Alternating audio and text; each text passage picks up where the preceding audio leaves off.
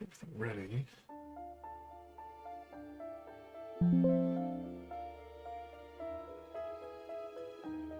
Alright, last time on Curse of Strahd. Odd, beast-like humanoids greet you as you enter the Abbey, who all seem to be part of a family called the Bellevues. A century ago, their ancestors visited the abbot to cure a disease that was decaying their flesh, and to replace dying parts with animal ones.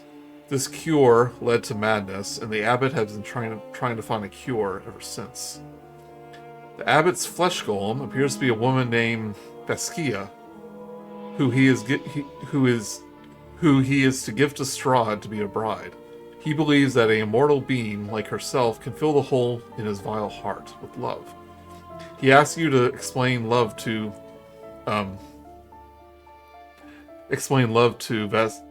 Vasiska. She seems to care more about another flesh golem that was made before her, which she sees as a brother. She asks you to give him a wreath of flowers in secret. You met Esmeralda, who was staying in the Abbey, trying to find a way to stop him from taking Ilya Krezkov's heart. Upon performing a seance with tarot cards, you discover an artifact that can cure the abbot of his madness, who appears to be a celestial being of some kind. Esmeralda also agrees to join you in your quest to slay Strahd if you help her rescue Isla, who she believes is being kept in the werewolf den near Lake Baratok. And she had said that the pack is leaving to hunt beyond the mist the following night, but we're going to retcon that to be this night. Because we're changing plans, because Mark is away. He has a tummy ache, ooh.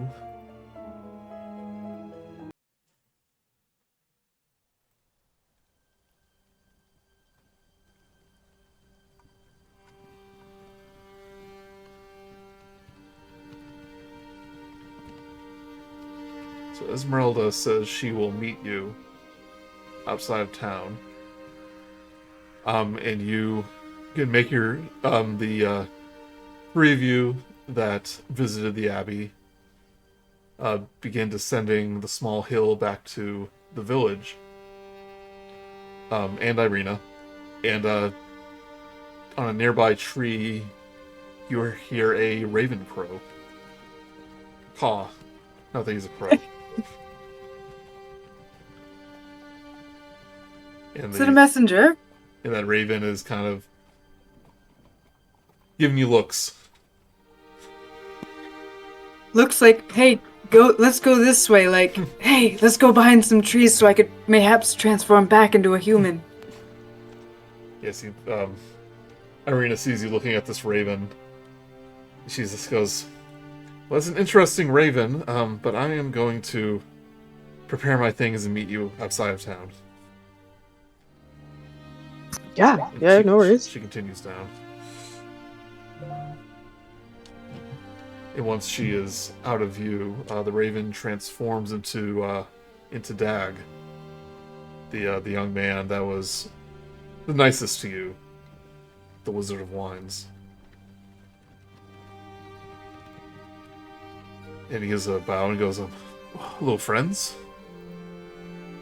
Minerva will give a bow back and be like, I'll never get over how you're able to do this. It's quite fun. It's actually kind of thrilling to not keep the secret around a group of adventurers. Does that hurt any? I mean, yeah, a little bit. Never quite get used to it. But he turns to Irina and said, I believe you requested news from the village of Barovia and the well-being of your brother. And Irina goes, oh, yes, what did you find out? I hope all is well. And Dag's expression turns a little less cheerful.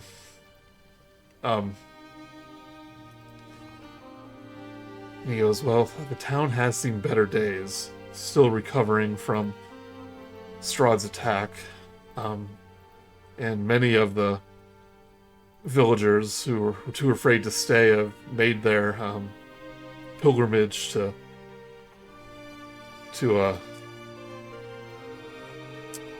Velaki.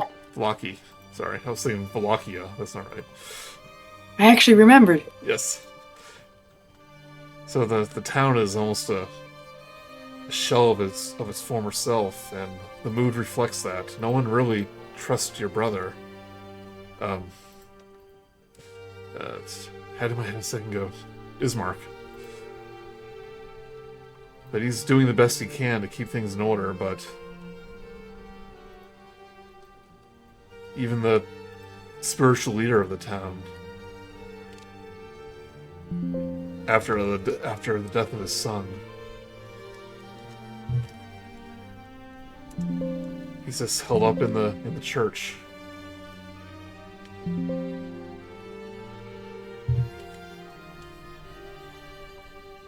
Minerva's gonna look at Irina to see how she's like processing this information. Father Adonovich, ever since his son got turned and he was slain, she's just sequestered in the church, no sermons, no anything. At least they're alive and healthy. And maybe going through things, but at least they're generally okay. Irina, you asked for what her expression is. She looks very dour, and she just says in a low voice and goes, "I should have never have left. I should have stayed in Barovia. Help my brother." But Irina, you'll be able to help us here, where we're dealing with you-know-who's servants, helping stop his reach from different parts of, I don't know, this whole land. We're even going to be going over and maybe even fighting him directly one day. And you'll be there. And I think he'll be very proud of you to know that you're standing up to him, even though he definitely sent you away to make sure you didn't see him again. So He sent me away to keep me safe, and here I am, fighting druids and vampire spawns and about to sneak into a werewolf den, of all things. yes, you're much more capable than he feared for you, but being your brother, I can see why he'd just care about your safety. You've been very helpful with us, Irina, and I hope you don't regret the aid you've given.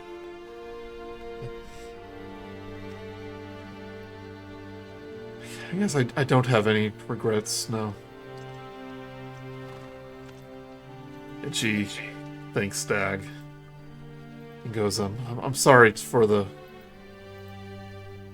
detour. You should go back to your family and help rebuild.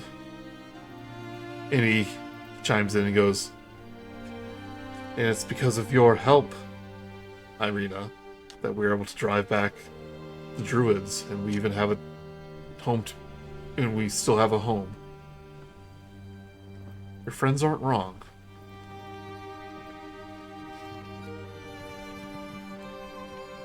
And it's not as though you can't go back to your brother after all this. I'm afraid Vio's not here. Sorry. Oh. We all think of what Theo would say in this moment. It could happen Yeah. closer to it could happen closer to the town, and Vio could meet you. So yeah, it's okay. Yeah, he's here. It's fine. But she nods. And goes, well, thank you for the report. Barovians are strong. They'll weather through this. And Dag agrees and goes, and I must make my way home. Till we meet again, and don't hesitate to call for our aid.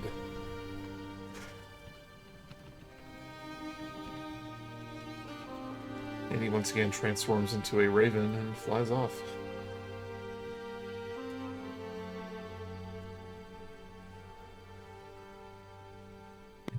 Minerva's gonna look at Irina and be like, I'm not just trying to make you feel better. Terrible at that thing. I do feel better. Thank you.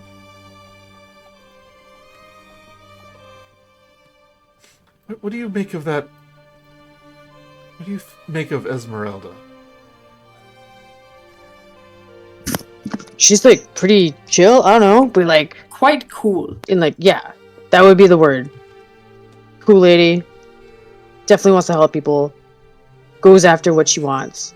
Very slightly eccentric, which I appreciate. I thought Muriel was a character.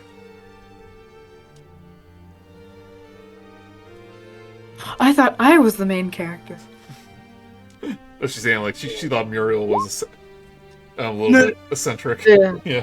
Gonna make a joke about main character We syndrome. can't That have 2 girls in the party. we can't have 2 cool girls in the party. Now we've got 3. We need more diversity. Which one of us goes in the wheelchair? Which one is an ethnic minority? I guess not yet. Either of us, but She is handicapped. She does have a prosthetic leg. by Blinsky. Yep. I'm surprised it functions. That's the thing that gets me, is that he made something that actually functions. Well, actually, that's not too surprising. But if you want to fill in VO, Yeah. kind of what happened here. And that's what I emphasize, is that it's a functioning leg made by Blinsky.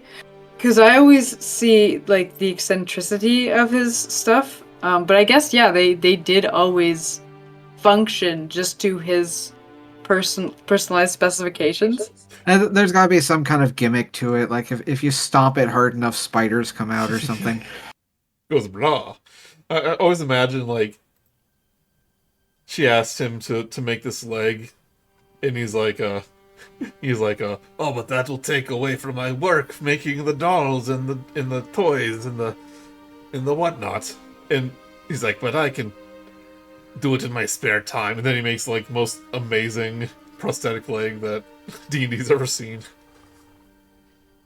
Oh, and Yeah, and it's just like a little throwaway thing for him. And now I can focus on my real passion. He gets to work on his vampire ventriloquist dolls. Yeah. Ah, my dream. The laughter and screams of children. I imagine they're like the Nightmare Before Christmas toys that get put. It's like the duck and then the vampire. Yeah, doll. that entire they all got those toys from him. My screen service came on. I turned that off. The little vampire duck you pull along. Should be fine. Okay. So now, Via, we're going to be going to a werewolf den in search of their son. Oh, I thought we were going to a castle.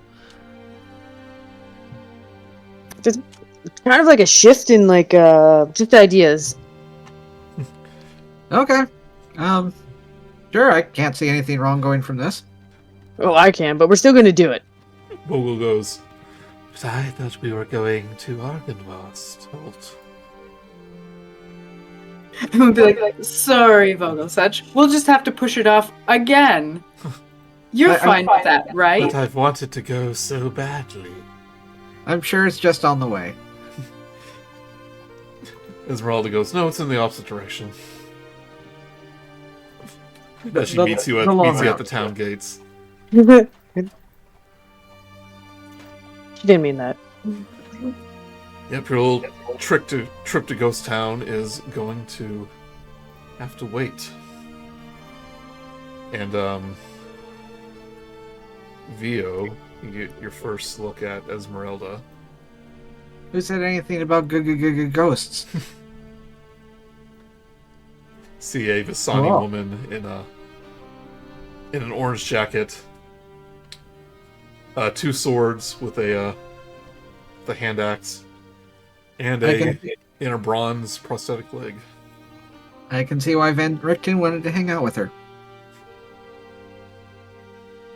Do you say that in person? Yeah, sure. It's like, well, Van Richten only trained the best.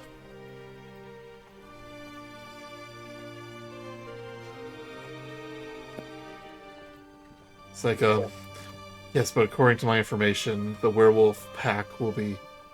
The majority of the werewolf pack is going hunting beyond the mist after nightfall, sometime during nightfall tonight. That'll be the best time to sneak in to find Isla Krezkov. Because I have a feeling that's where he's being held.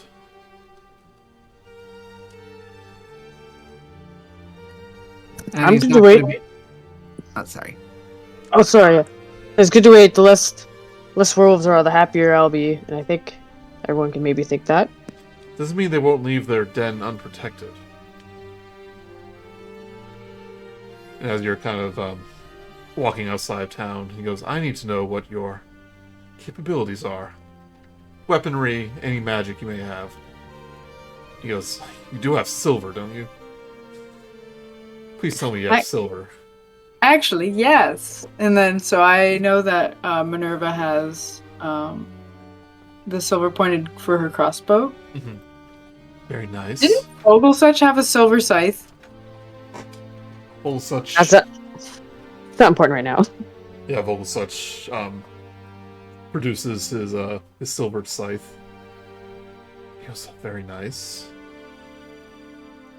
I don't think my rapier was silvered, but I do have a silver dagger. Your rapier's silvered, yeah. Oh, okay. I don't think Grude has anything silver because I'm not super punchy.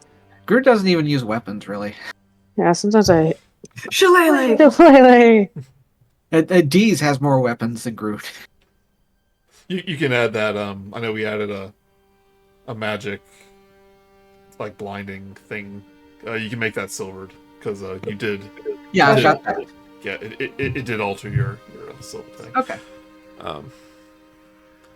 The thing about werewolves is not many people know that silver does suppress their regenerative properties, but so does necrotic magic.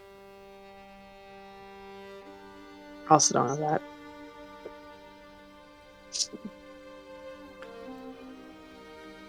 Again, I think Vogelsuch has an Eldritch Blast. Product? I refuse to go. I shall stand watch. For not going to Argynvost, then I don't care. I understand that. We've been stringing you along with Argynvost for a while now. Just when we said we were going to go... Unless these werewolves killed me. Would probably not. We already know this going in there. If I go, I'm going to ask each one if they killed me. What a stealth mission idea. Yeah, I know. Maybe you can go and chat with your friend over by the bridge. Excellent idea. I can ask him if he killed me. All right, well, and if he gives you an answer, check back and ask him again, just in case he changes his mind or remembers something.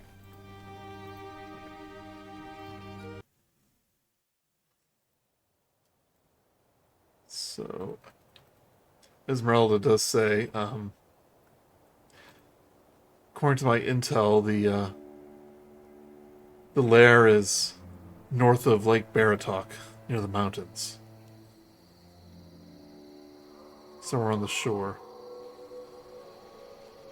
So, and lucky for us, my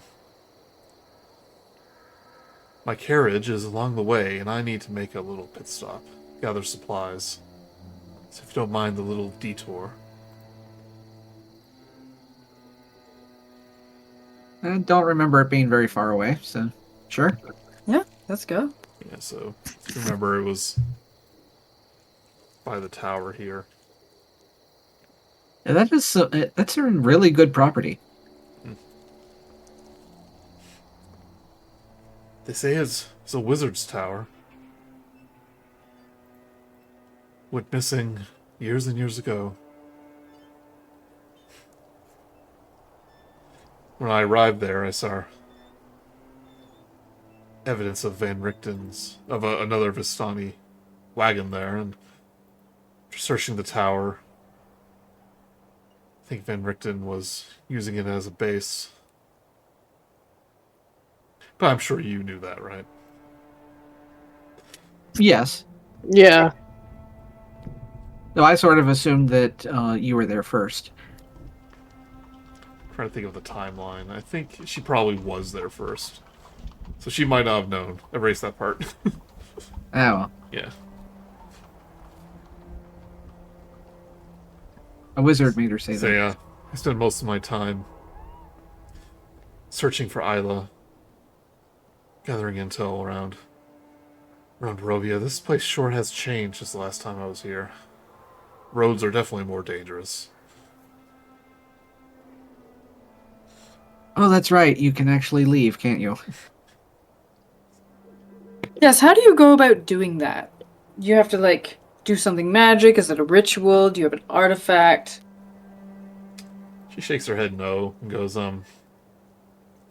was ashamed as I'd like to admit it. The ancient Vistani did have a pact with Strahd. Yes, we know. We heard about it. She kind of repeats, like when he was a youth, he was saved by a passing Vistani caravan, and he just kind of held on to that favor. She says all this, but we're holding triangle to skip. Yeah. She gets halfway through a word and then just skips the next one. Yeah. And hit it. Right. It's like, so I can take my wagon outside the mist whenever I please. But how do you know where you'll end up? Yes, there's not a science to it. Exactly. She says that most Vistani usually travel back to the land where Barovia was originally, before it got engulfed in the mist, but on occasion they do traverse to other realms.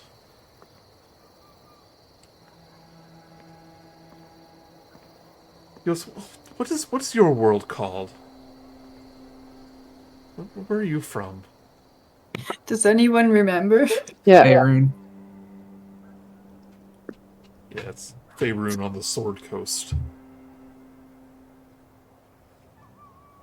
He goes, I've been to Faerun a number of times. As you are approaching the tower. He goes, have you ever been to the Troll Skull Tavern? I don't believe I have. Oh, it's in a town called Waterdeep. I was passing by there once. Yes, is there a troll skull in the tavern? There was, actually. These little gelatinous jellies that cleaned up the bar stools, all the crumbs. There's this adorable little goo cat. She goes, I didn't care for the music, though. A bit eccentric. Oh, really? What did they play? It was just really loud banging noises and metal-sounding scrapes. It was interesting, Oh, I that's guess. right. Yeah, I've been to Waterdeep. I heard rumors about that place, but I never went there. Whenever there were clouds with just giant arrows pointing down to it, it seems like the advertisement was a bit much. I did pick up a bottle of their whiskey, though, and I've been dying to try it out. Perhaps we can open up the bottle tonight. Or to a Nice. job as a job well done once we get the mission complete. Yes. I look forward to it.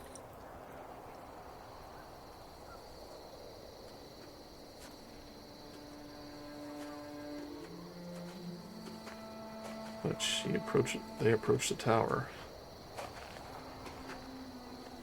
Oh, and before people get into the comments for it, the name of the planet for Forgotten Realms is Toril. Faerun is the name of the continent. That's true. Actually.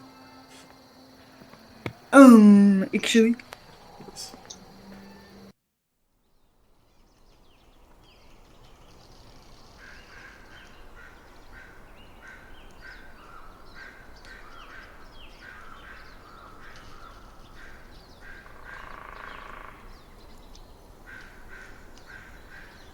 Yes. Rereading this part real quick. She says she has to gather some supplies from her wagon. And once you approach, you see the very round Esmeralda waddle out from behind one of the wheels, and then waddle up to Esmeralda. Oh, hey, I remember her. She's really cool. She goes, Esmeralda, always escaping from the carriage. You know what's dangerous out here? It's like, maybe my carriage isn't as secure as I thought. If this little girl's getting out. At least you don't have to worry about them not being fed. Calling Esmeralda fat. No, Nope. just spherical. And healthy. It's Healthy okay. weight. It's okay, she's fat. At this point, Dees will come out from underneath Grude's cloak. Start chasing Esmeralda around. And Oh, you. and speaking of little buddies, Yeah. who's that little guy? Oh, geez. Yeah, that. Him. Yep, there. Well, he's just a little cool guy that we hang out a lot. Lives in my beard, I think. Kept him a secret, didn't you? I guess so. I don't know, he doesn't come out all the time. Whenever he wants. Well, she'll lean over, pick up Esmeralda, do like an Eskimo kiss on him. It's like, oh, who's my little, round little girl, huh? Is it you? Fuck. Gosh, that is pretty darn cute. She looks over the carriage. Goes, looks like one of my traps was triggered. She notices the scorch mark by the door and goes, that wasn't you guys, was it? Was it? What? I don't think we set off any fire. Oh, I don't think we did. You did notice evidence of that when you were there, so it was definitely before you came. Oh, okay, but we didn't trigger. Okay. She goes, Sorry, it was a bit of a while ago, but it wasn't us, unfortunately. yeah, but who uses the front door? And she gets on her hand and knees and goes underneath the carriage. He goes, of course every home has a secret entrance. Oh. Now that you there. say it, it makes sense. She goes, I think we ended up climbing in through like a secondary roof or a window or something. I don't remember. you never went in the carriage, so. No, I mean for the building. Oh, the door had a puzzle on it. We solved the puzzle. Yeah. You could have went through the scaffolding. Yeah, we kept. That's right. We kept away from the carriage because of the scorch marks. Yeah. She goes, it still doesn't explain how eggs keeps getting loose. And after a moment, you hear some rustling around. And he goes, well, maybe it's a little less secret than I thought.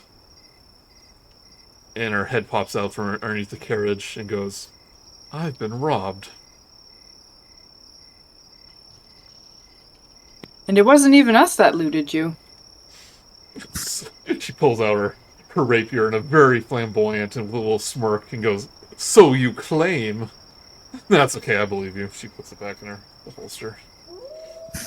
Whoa, close one. She goes, nothing of great importance. There's a couple spell scrolls. He goes, my lyre, which I kind of liked, and some vials of perfume. Rather Here's- flamboyant robbery. Yeah, like, I'm trying to even think of a person that would want those specific things. I guess you could sell. Well, the most beautiful of monster hunters needs to smell her best. I guess I would set you apart from most bounty hunters. She begins searching around the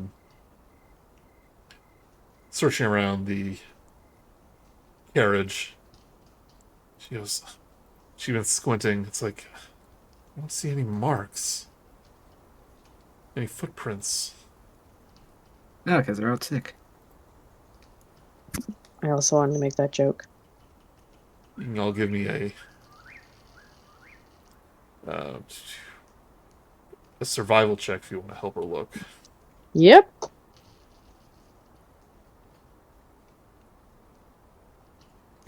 Minerva ruins everything. Oh, Vio, wow. That rolled off of a 2 and onto a 20. Yay. It's usually the other way around. Theo, you do notice some tracks, but you realize that they're pretty faint. Not that they're necessarily old, but just that someone was good at being stealthy. And Over here. you realize it's heading behind the tower, close to the lake. I'll follow them. See if they go anywhere or like into the lake or. Yeah. But Vio, with your high passive perception, as you get closer to the lake, you begin hearing music. And given that you're a bard, you can tell it's from the strings of a lyre. Is it out in the lake? On the shore. Oh. And you be Several hearing, possibilities for this, but you begin hearing a woman's voice sing along to the music. She sings, "Hear, O stars, my yearning plea, to feel his arms upon me. Lost beneath the starlit sea, his light it awaits. His light it waits, haunting me. Draw his whispers close to me, that in his shade I might see. Heed his call." And as you get closer, you do see a woman sitting upon the shore. She hasn't noticed you yet.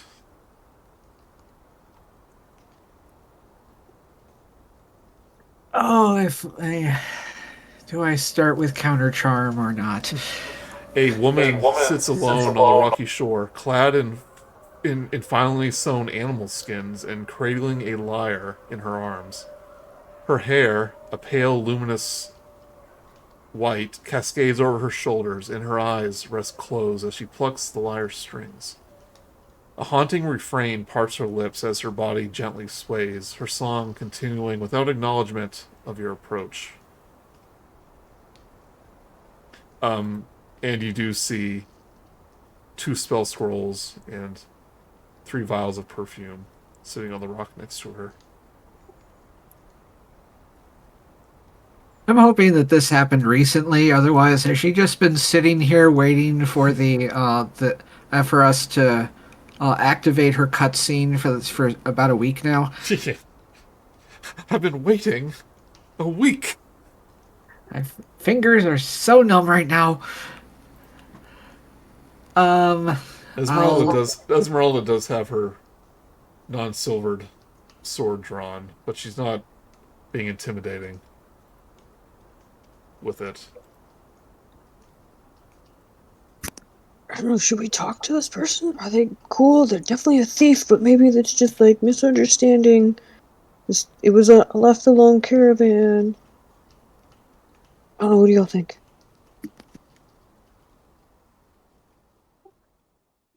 I'm gonna be a little defensive just in case. I'm gonna jam with her. I'm going to pull out the instrument and basically do counter charm by just playing along with her, but like off key or not in sync with her music, so it just feels off. Yes, I'm going to continue the song, and during that time, you'll have this short conversation. Yeah. And then near the end, you'll start doing that. But she continues.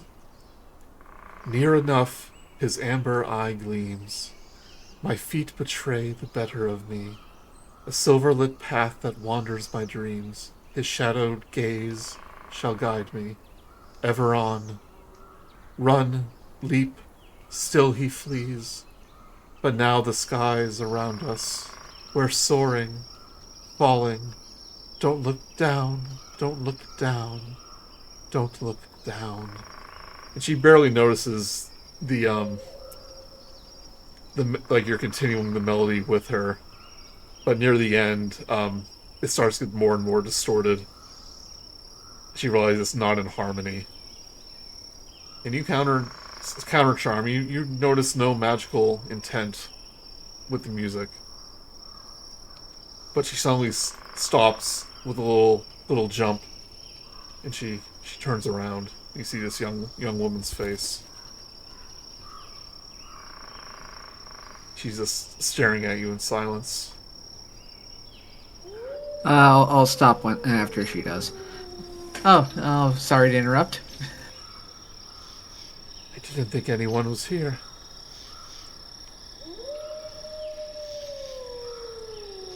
Are you, perchance, the owner of the wagon?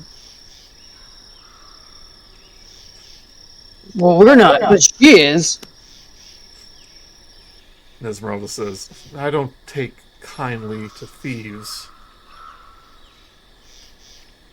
And she lowers the lyre.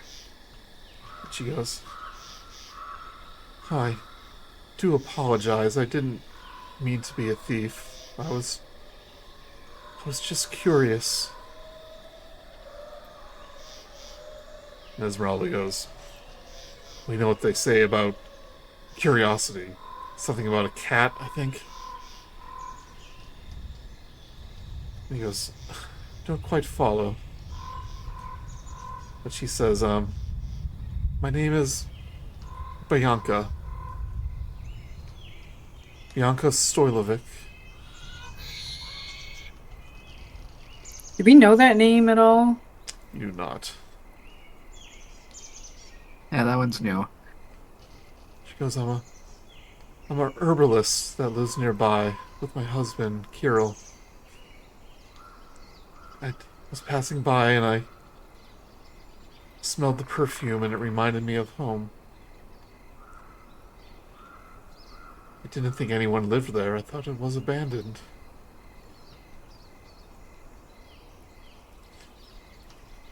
How did you get to it? It doesn't exactly. It's not exactly unlocked.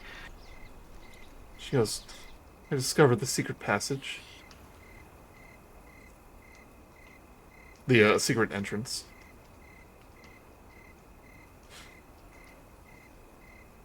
Wow, you went a lot further than we did when we first found it. We couldn't figure out how to get in the darn thing.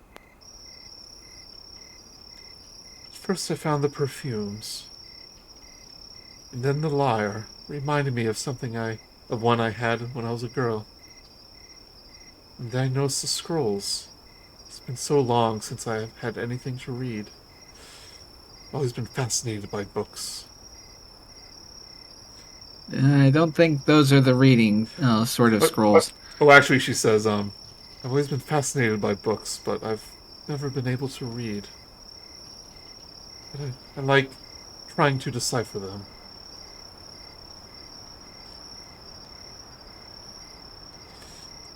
They might be a little advanced for you. Those type of ones have really big words sometimes, or just words that just aren't used that commonly. Indeed.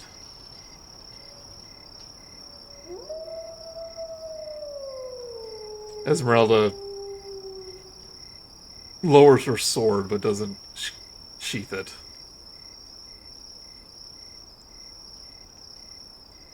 Well, Esmeralda, we found a lot of your stuff. Um, Didn't so really Miss, go that far. which is very lucky. You notice that one of the perfume bottles has been opened and used. She goes, I shall return your things. Yes, it was wrong of me. But can I ask a favor?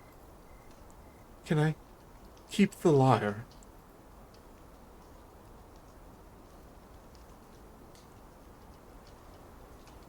Esmeralda says, goes, perhaps. Great Esmeralda de Aver is always up for a good deed. She turns to you guys like, do you trust this woman? She seems like she's in like there's nothing malicious overly about her, just like general curiosity. Fine. Can I do an insight check to get a vibes check? Sure. Grude's also gonna do one. Insight. 25. Because Mark's not here, we gotta now start saying insight check. I didn't realize my insight was so high. It's very, very observant. He is a people person. Both you and Minerva kind of sense that you don't hear any foul intent in her voice, but there's been a few times where her voice kind of wavered.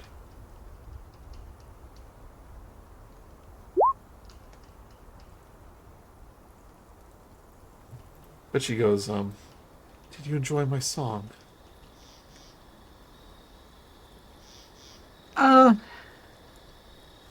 Lyrics were a tad creepy at times, but No, it's a lovely song. But it is sad. Yes, it seemed to be a little bit melancholic. They call it the lunatic's lament. It's about a woman who falls in love with the moon and chases it off a cliff. She falls to her death. Wow. I guess if you're really into romance, that's fun. I personally think that the whole thing is a bit silly, not worth running off a cliff for. I'm sure it's intended with a moral lesson of some kind. But if you love someone that dearly, then surely you would chase him to the ends of the earth, even if the earth gives way. Have you ever fallen in love with someone? It was so strong. But, much like the song, realized it was a mistake. Well, I guess my thinking of it is that if you're the only one doing the chasing, is it really reciprocal love? Perhaps it was once. But much like the moon, it's just out of reach.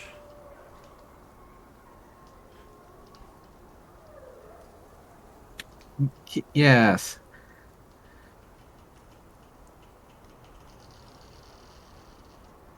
She goes, like my Kirill. Gave up everything to be with him. But now, since the devil has awoken, he's changed. And I fear if I keep running towards him, I'll fall. I don't believe I know them. How have they changed? I've always had a bit of a temper. But he's haunted, not by any ghost, but by his own rage. The powerless seeking control.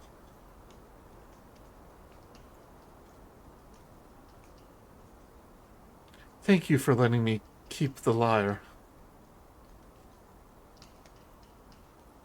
And Esmeralda says, I don't believe I gave you permission to take it, but if it reminds you of happier times, then consider it a gift.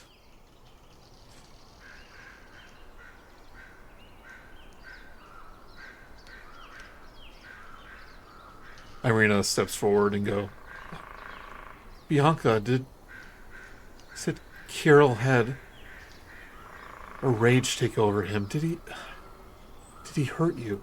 Is this why you're here alone?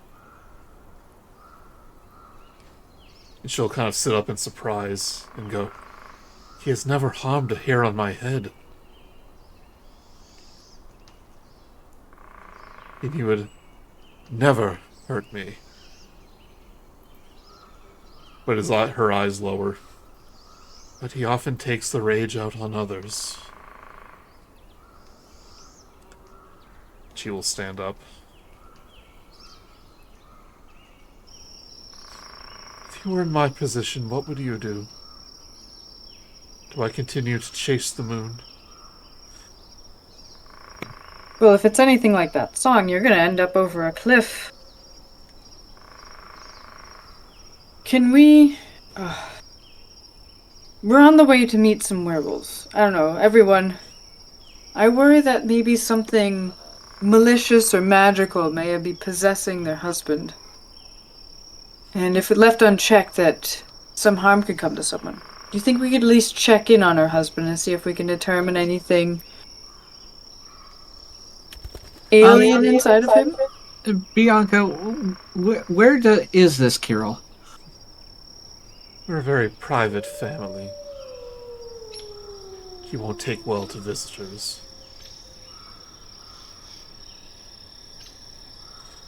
Grude in his head's like, red flag, red flag. That's a bit ominous. But I rest assured if I feel in danger, then perhaps I'll return to this spot.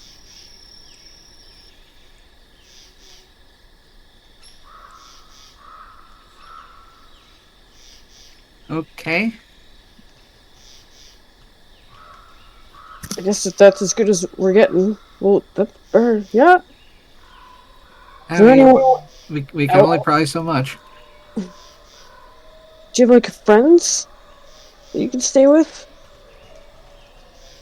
Don't worry about me. Okay.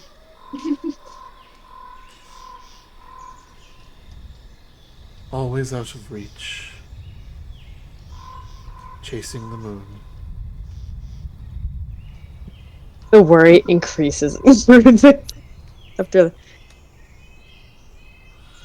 He just floats up into the sky.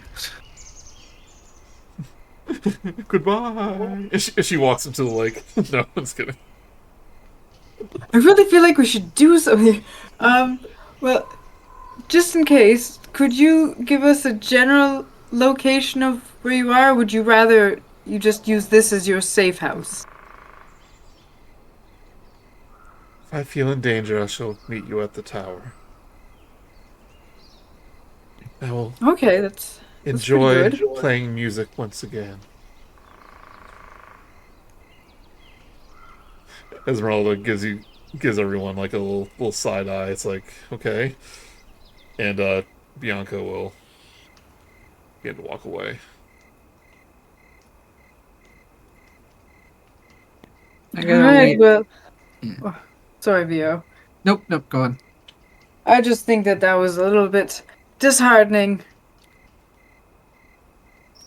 Disheartening, creepy, yeah, pretty much. Esmeralda begins collecting the items. Takes a sniff of the open perfume bottom. It's like, oh, that was my most expensive one. And then Always is.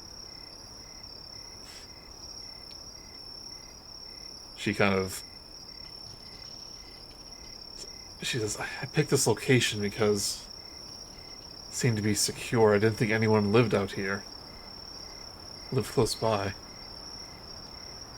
But if they're a family of loggers, I suppose it doesn't surprise me.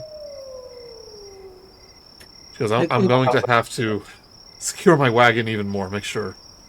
Some sort of magical lock? I don't know. If anyone can just get into it. She's kind of frustrated as she heads back to the wagon.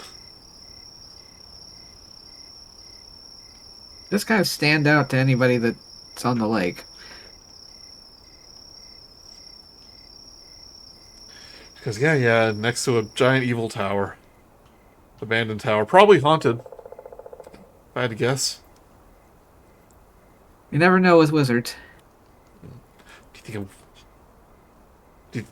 now be honest with me. Do you think a wizard ghost lives here? That would be pretty cool, but I think we would have ran into him when we were gallivanting inside his place. Yeah, if the ghost was a wizard, he'd be a lot louder.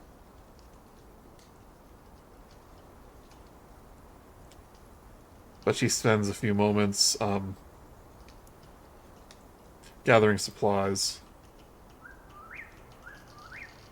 She says, the werewolf den is... The den is actually not too far from here, and she points towards the hills, and he goes, we can make camp on one of the ledges there, so we have a good vantage point, so we can see the pack leave. Then we'll know it's be safe to enter. I advise not... I don't advise a head-on assault, after all. Yeah, that does sound like a bad idea. I mean, that is usually how we solve things. But for this point, I think it's best we try to follow through with a stealth plan. I guess, Grude, you've succeeded at a stealth plan with the hags. Yeah, that one time it's pretty cool, huh? It's not our fault that a frontal assault is what accidentally happens, but we've never actually planned for it. I think. Theo has a strong point here. Everyone give me a perception check real quick.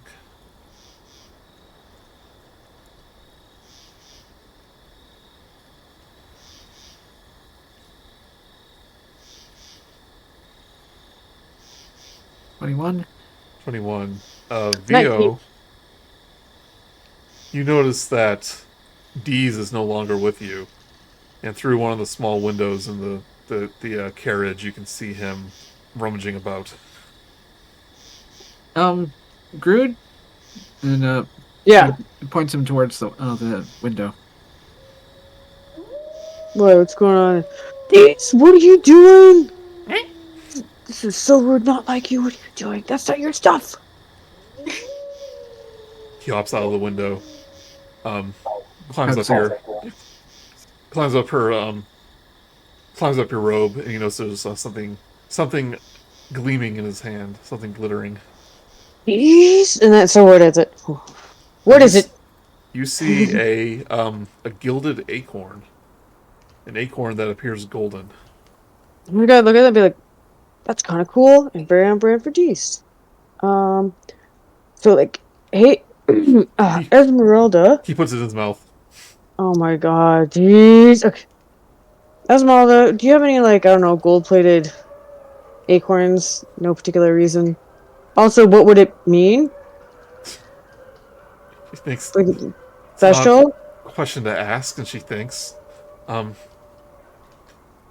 goes, oh, that's right, I helped a druid grove in your Toril, actually. Take care of some monsters stalking them, and they gave me one as a thank you. Why do you ask? Well, because... And then looking at these, with, like, that giant, like, half-face one, because it has the acorn in it. Someone found one lying around in your caravan. And then just, like, hands on hips almost, like, looking down at him. Deez is looking around. Yeah, Like what? Like, no, not me. and, like, the two, like, pointing fingers bouncing off each other in front of him. Like, oh, ding, ding, ding, ding.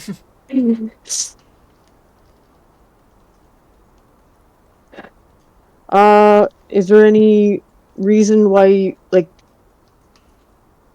I guess, because Deez is not good at asking, I can make him spit it out, I think, and then Or is it okay if he has it? I don't know. Is it something super important? I'm going to distract Esmeralda with questions about it. Like, why would anybody gild an acorn?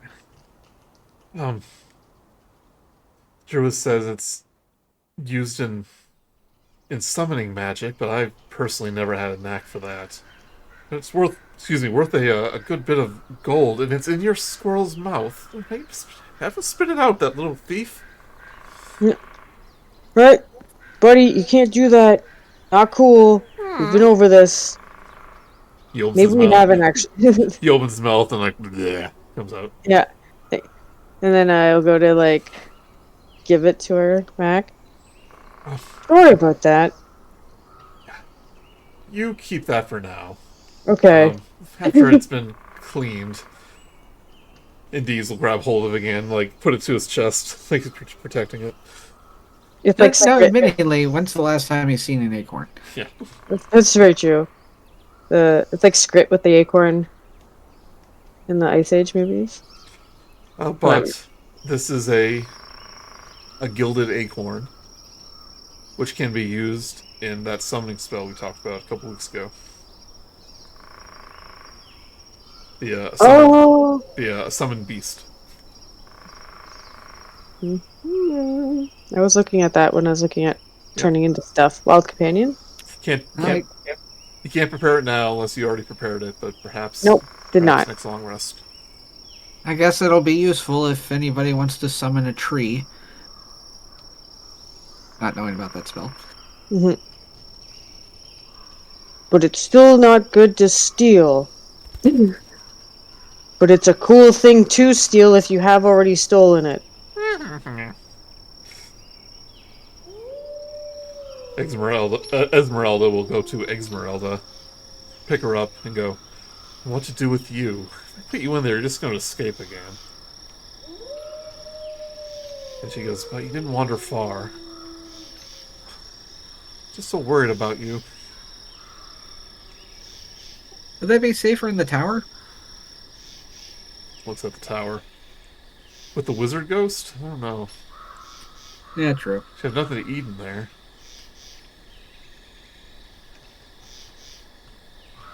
You have a bag of feed in there or something then? Yeah, good. It's like I don't trust that place. She'll put Esmeralda down and go, "Don't worry, I'll be back." Gives a little kiss on the forehead.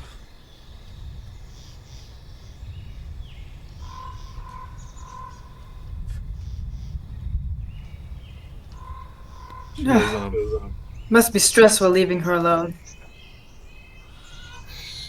"She's my little girl, little Esmeralda." Speaking of, we have adored that name for a while now. Well, thanks, she picked it herself. I'm just kidding, I named her. You got me. I was gonna say that chicken's a genius, but I have to say you are a genius for that name. She kind of turns to Grude, saying, "You said you spoke to her." Yeah. She's cool. Well, what's she like? I just, because you kept talking to her, I thought you, like, had talked to her, actually talked to her before. Okay, sorry. Kind of what you think a chicken would talk like. A little bit limited with their grammar structure. Okay. Totally fine. But very blunt. You call my Yeah. chicken dumb?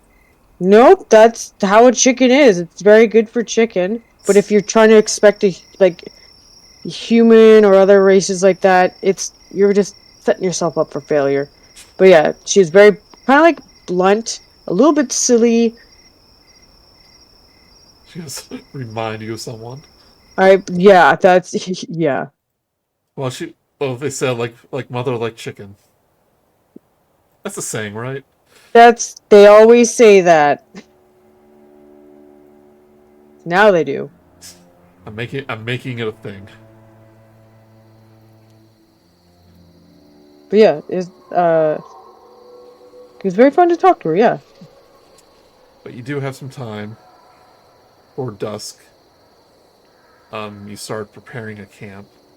Esmeralda leads you to the brink of a small hollow, a natural depression in the forest floor. Its edges are framed by towering trees, their black trunks framing glimpses of Lake Baratok's rocky shore. Mount Baratok looms above the landscape in the distance, its cliffs and rocky spurs a stark gray against darkened treetops. The ground at the base of the hollow is covered in a thin shroud of mist over a blanket of fallen leaves and moss. On its northern side, an intricate network of large, gnarled tree roots create an arched, cave-like structure. The air is cool and damp here, carrying an earthy scent of wet soil and decaying leaves. The hollow itself is silent, save for the faint rustling of leaves and the distant lapping of water against the shore. And from here, you have a glimpse about where the den.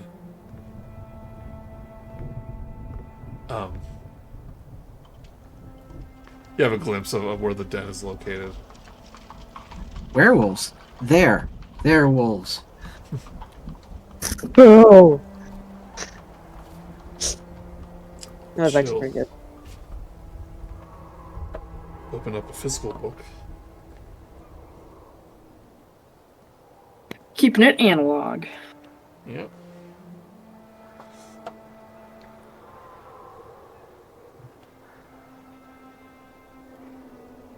Above the tree line, carved into the side of a rocky mountain spur, is a wide, torchlit cave that looks like a gaping maw of a great wolf. Even though it's far away, I'll give you a picture of approximately what you see here.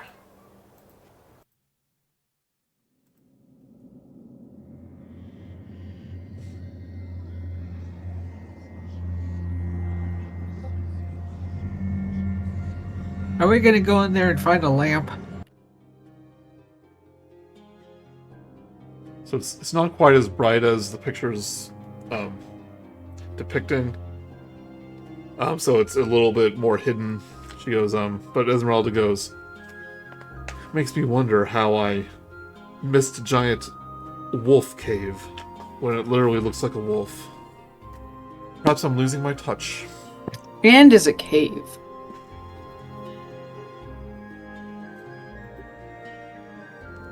But she begins to make camp. She pulls out a set of flint and steel as she prepares the fire. Do you think it's safe to do that? She goes, "Don't worry." And as she lights the fire, you notice that it's a little unusual. There's a 10-foot radius of light, but anything beyond that, but it's just confined to that one area. There's like no light. I guess that's not too unusual for a fire. But it's like super bright in that one area, and then beyond that's just nothing. And she goes, "Well, that's useful. It keeps the light down somewhat, but here's the fun part." And she speaks a word in a language you can't understand, and the fire immediately goes out. So if we are caught, we can make a quick run for it. And there's no smoke. You notice? Well, no, that's clear environmental. Yeah. Even when the fire was going, there was no smoke. Whoa. So, Gives no like birthday candle smell right now and stuff. yep, no smell, no smoke, no anything. That's cool. But it's definitely a fire that gives off heat. Interesting. She Very useful. pulls out a small cooking pot. Takes some various things she took from the caravan and began making a stew. She puts on a smaller pot. She goes, "Have you guys ever heard of coffee?" She pulls out some coffee beans. What? I think we have, and this has come up before, where not too many places here do have it. But they rely on Vistani to bring it in. Everyone loves wine. It's one of the more useful things I've discovered in your Faerun is they have the best coffee. If you ever need money, I believe the mayor of Valaki would very much like some more of that. Was it was Lady Wagner's spy, I think. That was addicted to coffee. She goes, to be honest, I can't get up in the morning without this stuff. She goes, but we might get a little too jittery. We have some now. It's like, I haven't had a drop in weeks. I haven't had a drop in over a week. Her hands are shaking a little bit. Grude's looking at us like, oh, okay. That's why I never touch the stuff. It's, everything in moderation. Yeah, watch out, this can happen. You can get headaches and stuff if you do too much and then you don't do enough, and yeah.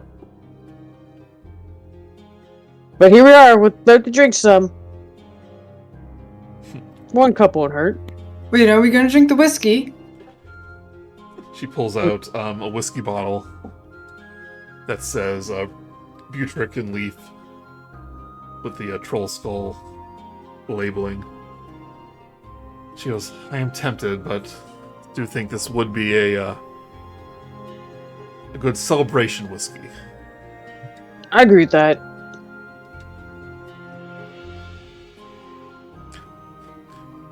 She points to the drawing of the fuzzy individual, very kind of canine-like with long protruding ears.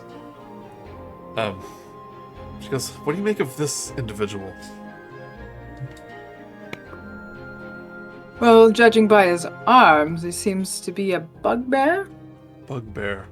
I've been all over the place, and I don't think I've ever run into one of these things. That's usually a good thing. They're very good at reaching things. Not And punching. Yeah, it's not usually the most social of people. Why is this one on a bottle of whiskey? I guess, Theo, you've been there, you said? I've been to Waterdeep, but not that tavern. I wonder if they also have a bugbear skin or something. Like a rug on the floor.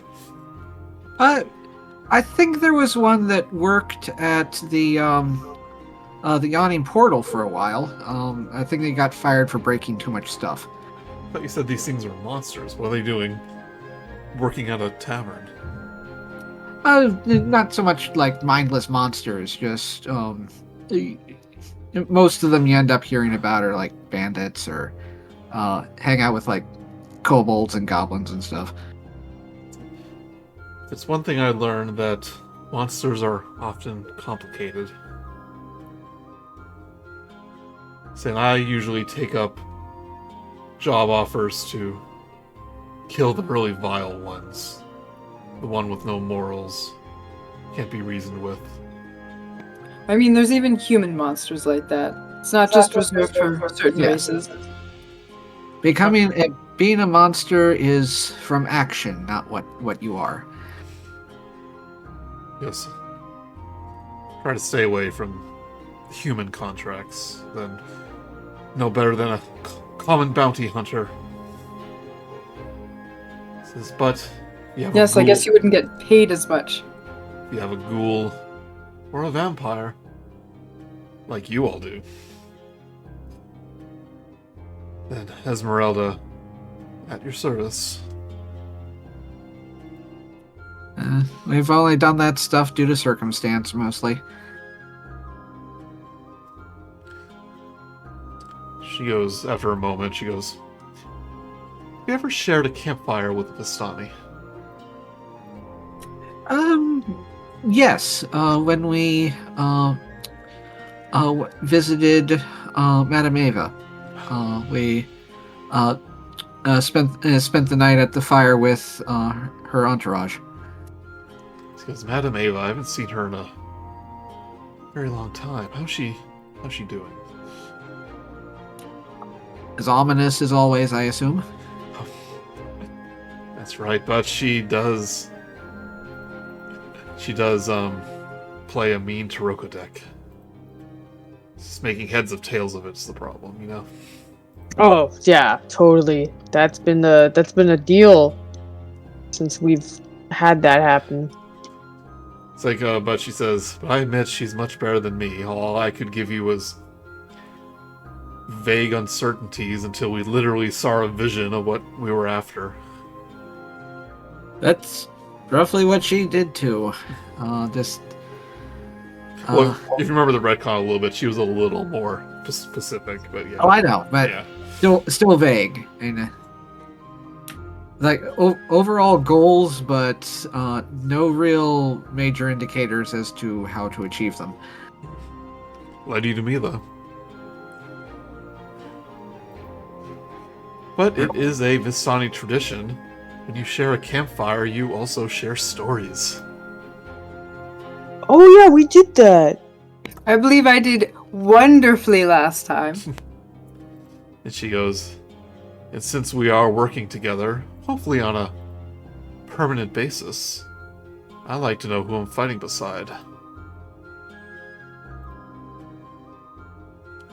And she will turn to each of you and goes, tell me something that you think is important or that I'll find interesting. Doesn't have to be life-changing, or it doesn't have to be simple either. Just whatever you want to share.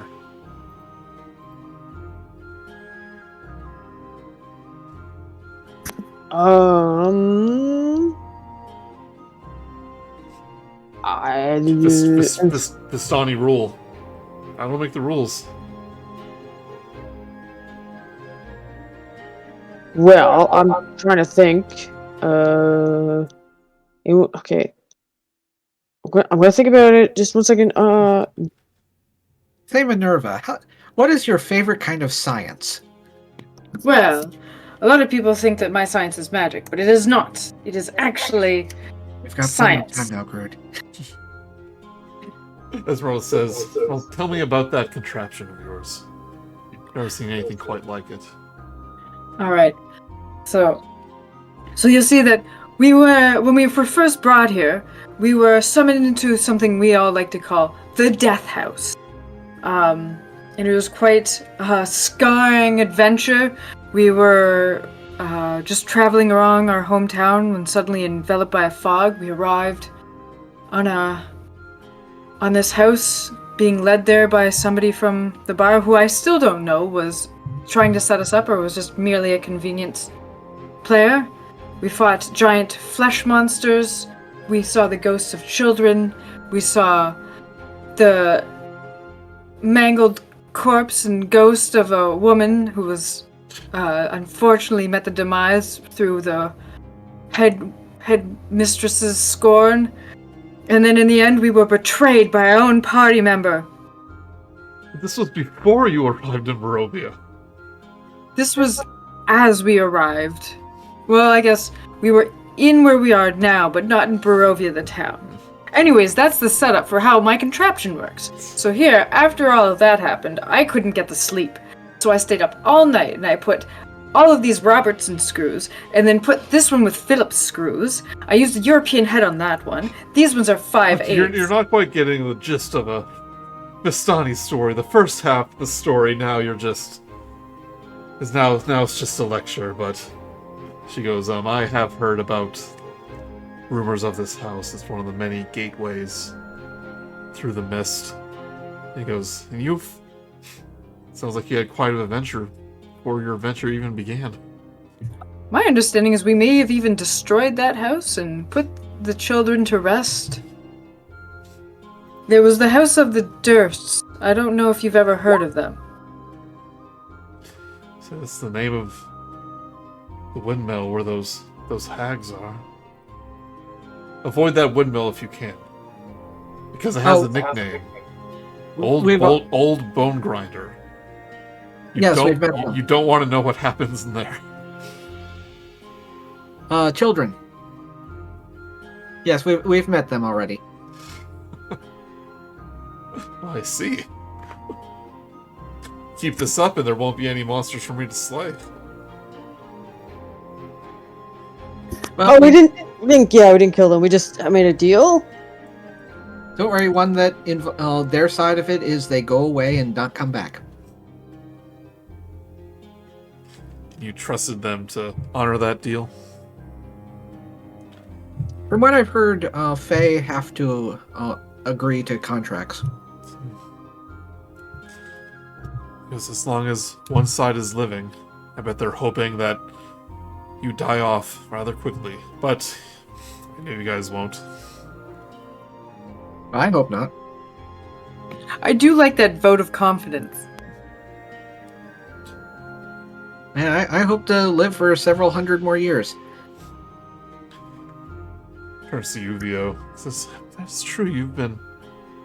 So what are you, like 300, 400? Oh, not that old. Only about 150. So you must have a good story.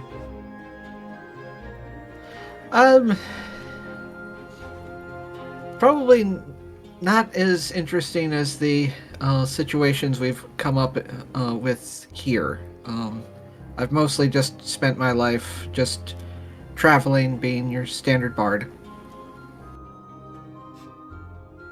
Bard without stories. That is unusual. Well, my trade is music, not stories. There are those that do focus on the stories of epic adventures and heroes and stuff like that, but I prefer my violin.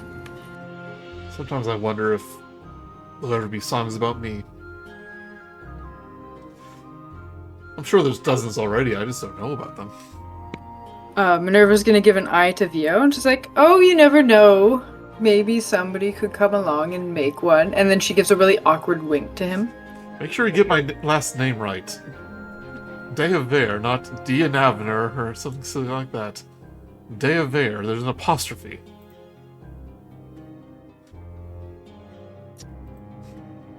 Noted.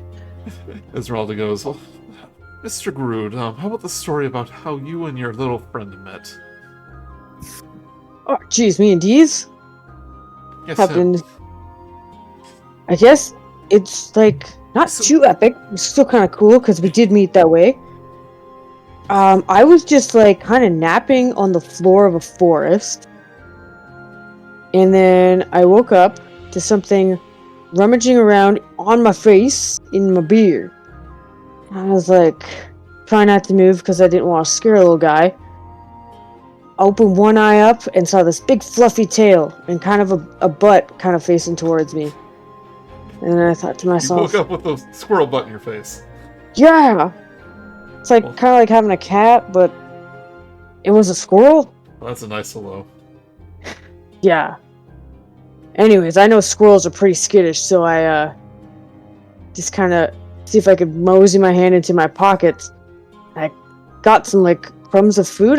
Usually carry some like vegetable snacks with me when I'm going for a nap or for a hike or whatever. And then I kind of held it out to him in my hand so that way it could go on in my hand and I could sort of get up. Anyways, I just kept giving him food a lot. He'd run back away, and then I'd go for a nap there again, and he'd come back out. And then over, I don't know, a couple weeks. Is it a couple weeks, do you think? And then he's like, I don't know. And then it's like, yeah, like, I guess a couple weeks. And then he trusted me enough that he kind of just, like, stayed on me when I got up. And then we just kind of, like, hung around. I brought him around to places. That took a couple months to do. But, like, now he's, like, seasoned pro about, like, being in the city. He can, like, he knows how forests work. He can do a lot of stuff. He knows how forests work. Yeah, forest work and city work. It's not so he's like a city slicking squirrel and a forest work squirrel. Not a lot of squirrels can do that.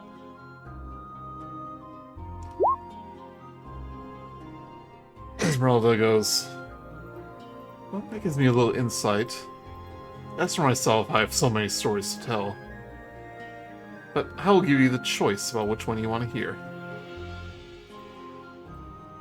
She What's happened? goes, I can teach you how I met the most legendary monster hunter to ever live, Rudolf van Richten.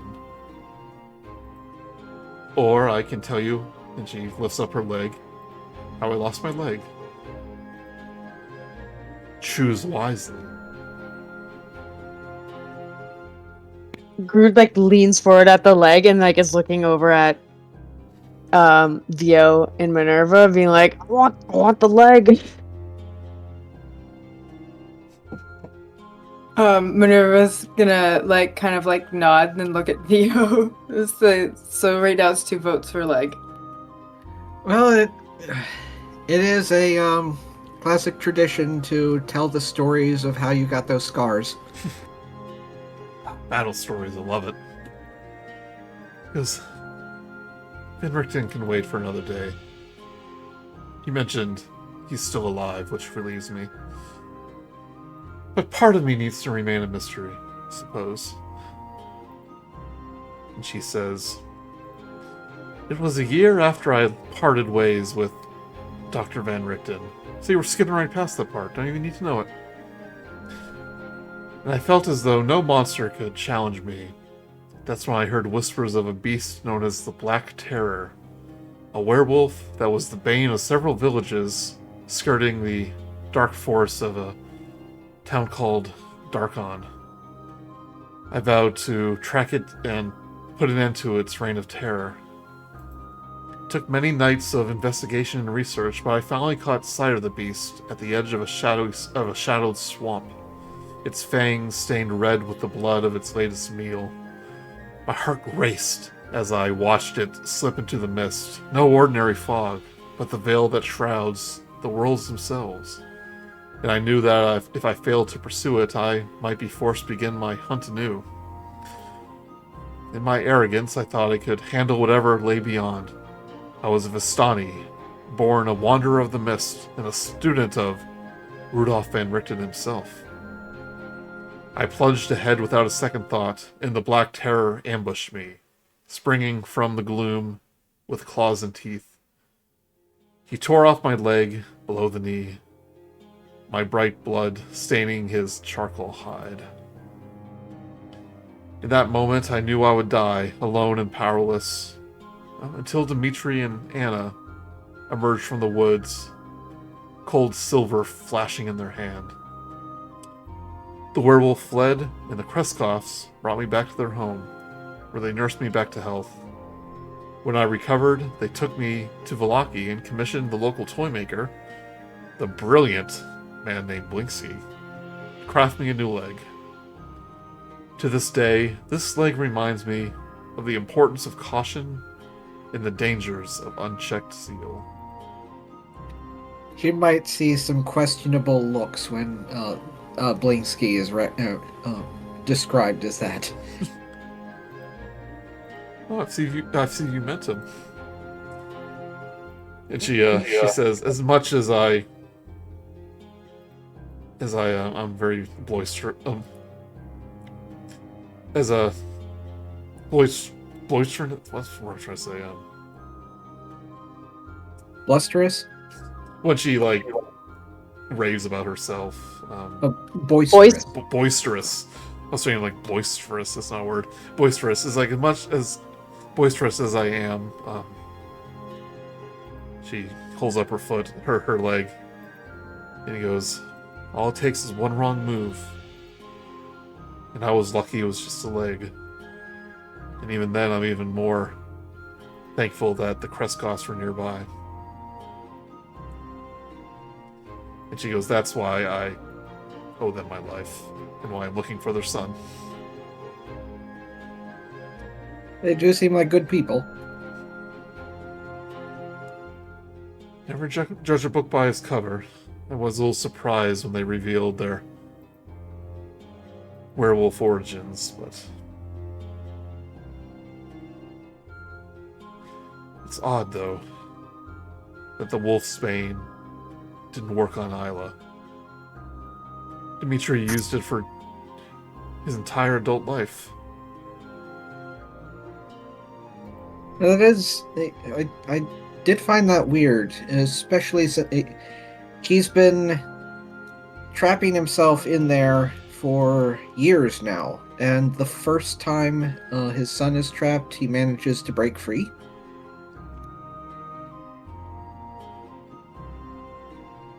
Is there something afoot that we should be wary of? She shakes her head. It's like, I'm not sure. I mean, it's not impossible for a lycanthrope to escape silver shackles, especially if it's their first transformation. They're basically in a rage. But if the Wolfbane subdued them, like it should have, it shouldn't have been nearly as violent.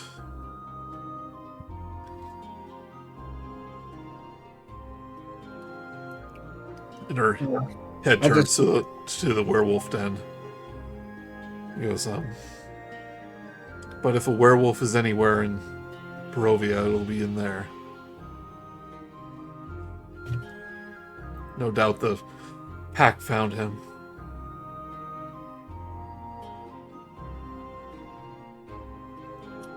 They can only hope. Are they like nice to werewolves outside of their pack? Is that a common thing, or is it like they're like bullying him real bad right now? I haven't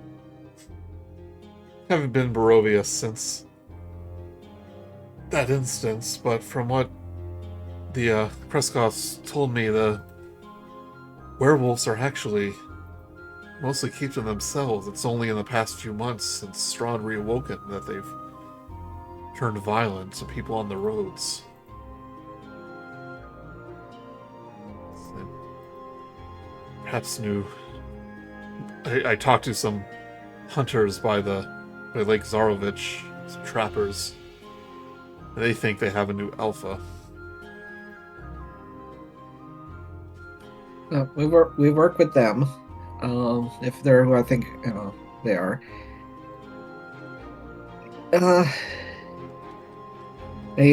Possibly that alpha's just more aggressive, or do you think he might be working with Strahd?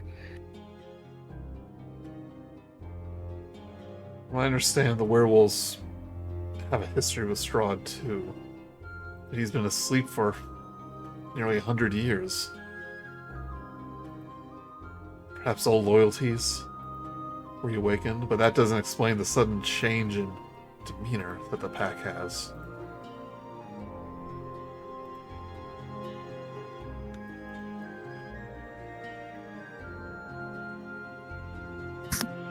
Yeah, it sounds like a new leader type thing more than whatever Strahd's doing. True. They could be just posturing and showing aggression to keep everybody's obedient.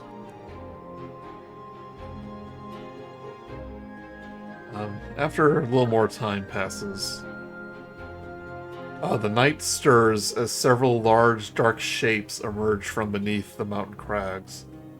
One among them towers above the others, its bulky body easily twice the size of theirs. The pack turns south, then west, loping around the shoreline of Lake Baratok until its members vanish into the dark, clustered trees of the Savage Woods. Esmeralda goes, "That must be the pack."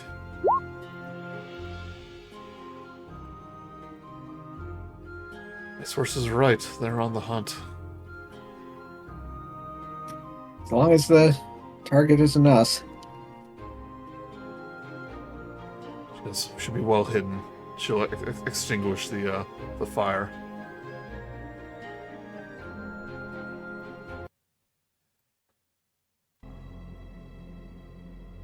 She'll turn to Irina.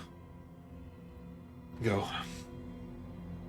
So, you up to this, Irina? She says, could keep a lookout. Give you a warning. The pack returns. Esmeralda nods. He goes, that might be best, if all of you agree.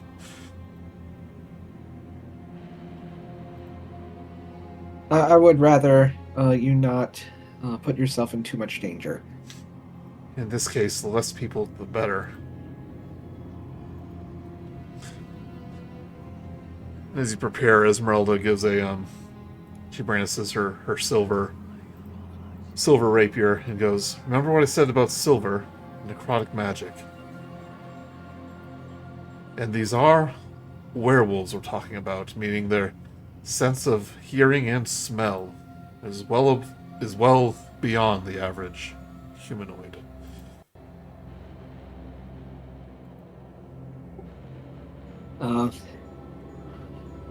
Well, we have hung out with corvids before, so it's not that new. And then you guys ran into, didn't you all run into some people on the trail when I was gone? Luckily that didn't come in or turn into a battle of any kind. Oh, were you not there for that? No, Minerva wasn't there. I think I was sick or I had to go somewhere. Oh, you might have been. Or was that probably at a drag show? Oh, that's right. Yeah, that was when you were at the tower, actually, on your way back.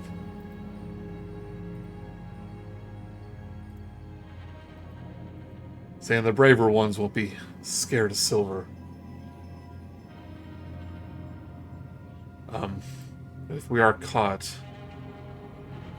we have to assess our options, make a quick escape.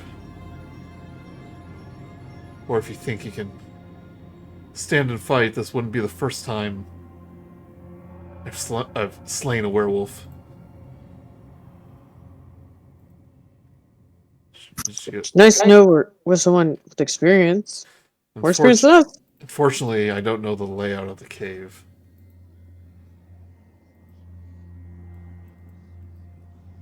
We're quick learners. Going in blind.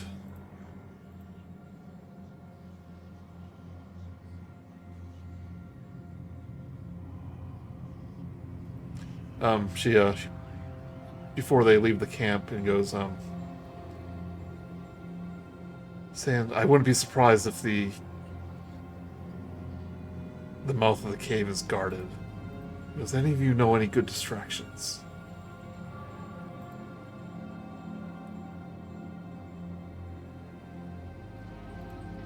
Well,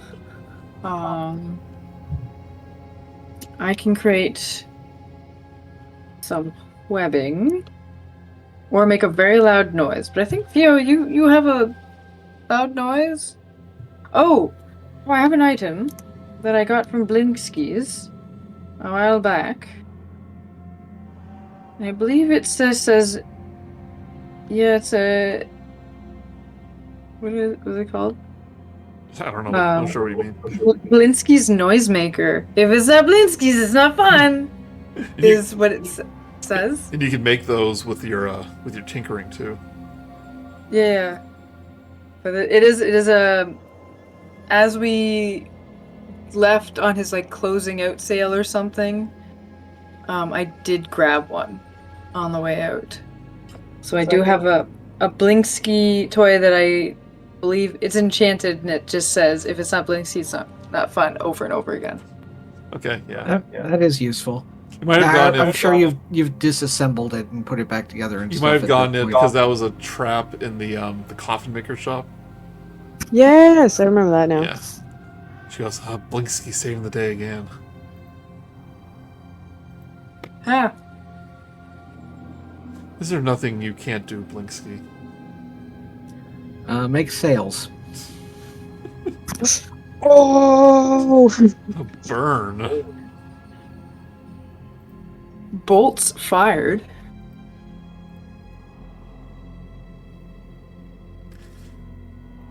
Here you are down here. Arena will be on the lookout. The open jaws of the wolf's head form a 15-foot-high canopy of rock over the cave mouth, held up by natural pillars of rock. The ceiling rises to a height of 20 feet inside the cave. Small clusters of amber light dot the walls, casting a faint glow across the cavern floor. Up ahead, the cave splits to the left and right around it. You hear the faint sound of trickling water echoing from the right side passage. Standing crouched on a 5-foot-high ledge between the divide are two feral-looking women wearing shredded clothing and clutching spears.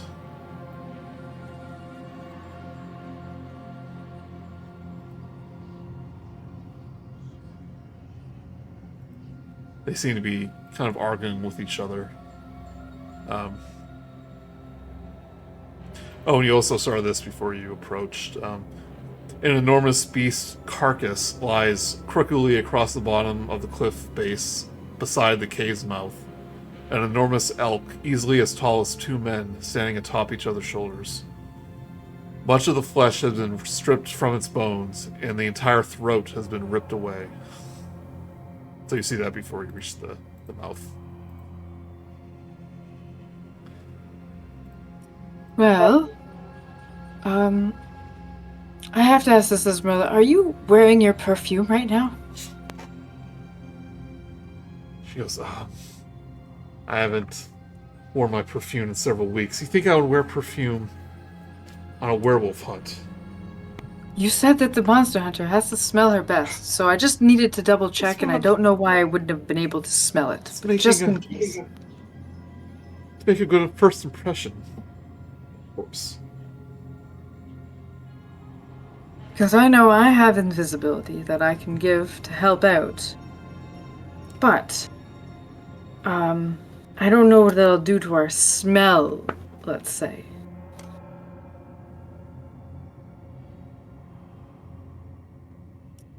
I'm not sure if it'll do much of anything, but let's hope that doesn't come up.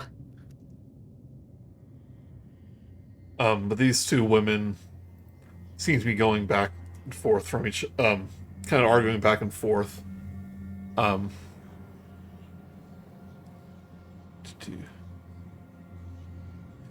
They're arguing whether goats or elk tastes better. Minerva's like, that's obviously a subjective choice. There's never going to be an ending to this argument. It's like, obviously it's elk because of how meaty and gamey they are. It's just like, no, it's goat because that's where the milk, the delicious milk comes from. That argument doesn't make any sense. It's like, yes, but if goat, no, elk, goat, elk, goat, elk. They like kind of hate each other for a moment. But then they kind of then the cutscene resets. Yeah. So what do you think, elk or goat? It's like, well, obviously elk is better. It's meaty and gamey. Grude's like, it passes the vegetable test. Take that, internet. What do you think a man thinks of which tastes better? Oh, that just ruined that the dreamy man. The dreamy man who I want to marry. Not if I marry him first.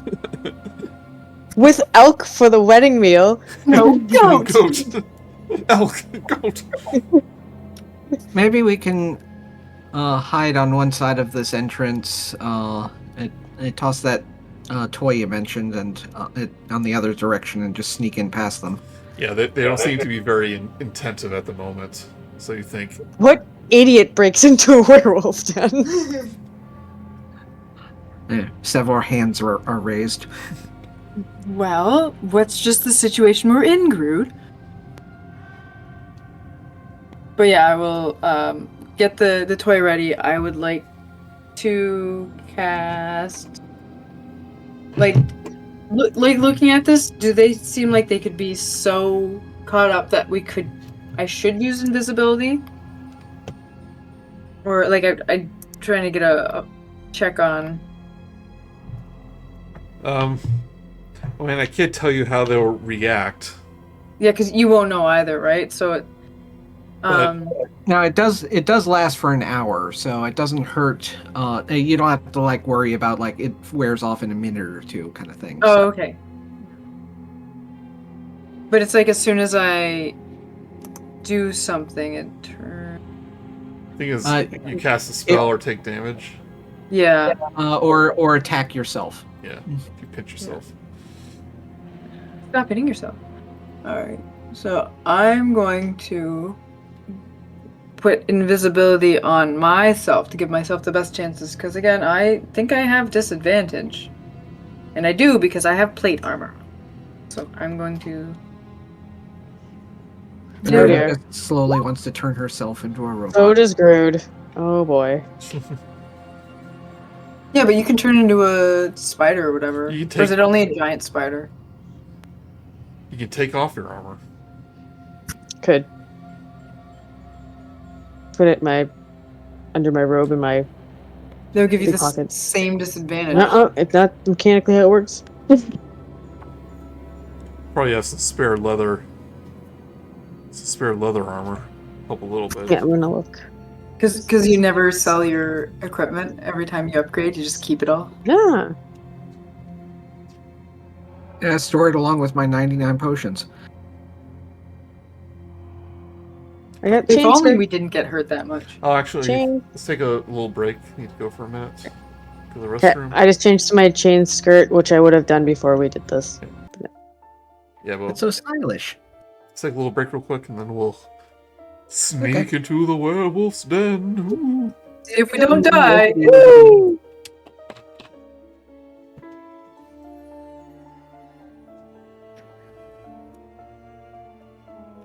Will we all die?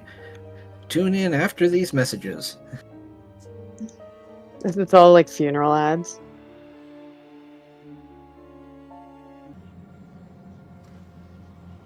Right, so the conversation between the two women repeats for the 10th time. What do you do?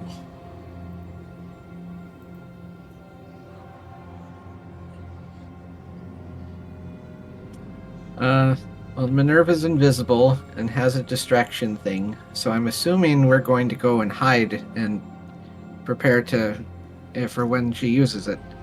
Right? Is that the plan? I was waiting for them to when they get snarly again. Who's good at throwing things? I don't trust myself with throwing. Right? Technically, you could drop it at your feet and nobody's going to notice. Yeah, I guess the idea was to get it on the other side of it. Because are you invisible, Vio? No, just you. Okay. I can be. I mean, if you, well, this is your highest, so I'm going to do it too. Minerva definitely doesn't trust herself. Otherwise, she's going to be invisible. Imagine you have this, like, this invisible potion that you, like, pour all over yourself. It's kind of like octopus skin. And It's a Febreze can. Yeah. But it doesn't. But I'm not wet afterwards. It goes on dry, just like good sunscreen. Yeah. So I guess I would throw it kind of around here on the map. Okay. That next, so then they kind of go around and we can sneak in. You're gonna drop it and then run, or throw it? I was gonna throw it like here-ish, and then set it off. Wait, Vio, are you over there? Well, we're supposed to be like, we probably shouldn't be standing in the same direction you throw it. Oh, threw it from? Yeah, I guess because I was expecting that they would look where it lands and the noise over there versus Right. where it's thrown from. Well, I mean, Alright. yeah. I'll sneak over with you. Grude, do you want to come over to where we are? Sure do. Yeah, just don't. I'm gonna definitely hit something, like one of the pillars or something like that. As well. Toss it next to the elk. Just as long as you make a distraction, it'll be enough to. Okay, that is the goal. It's gonna go near the elk. I will turn it on and toss it. Okay. And then we're gonna go. Is everyone ready? Yep.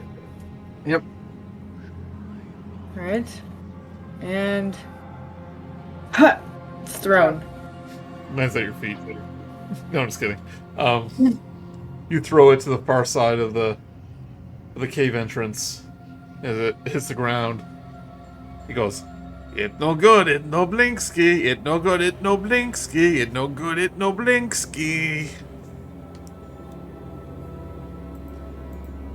And one of the women turns like, "Do you hear that? I think someone named Blinksky is outside. Better go check it out." And they gather their spears, jump off the little ledge.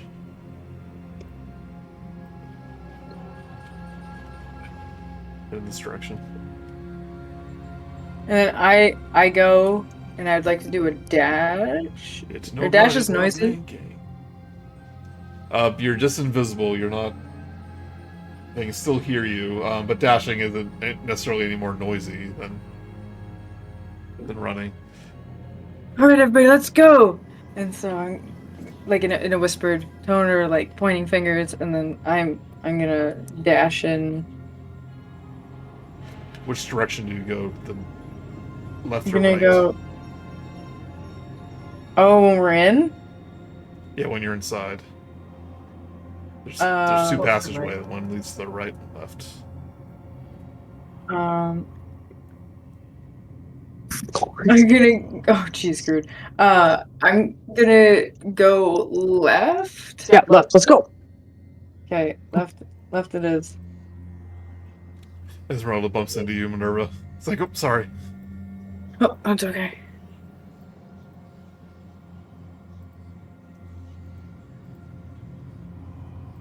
And left.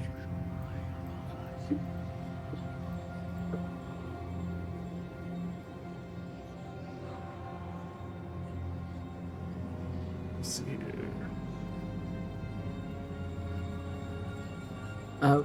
Which way did she go? Oh, over here. Oh, okay. Let's go left.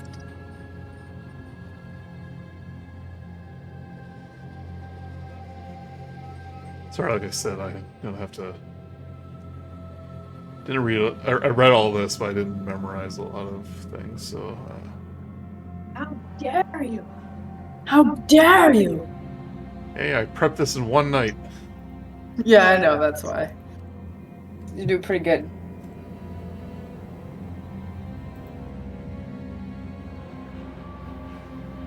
Okay.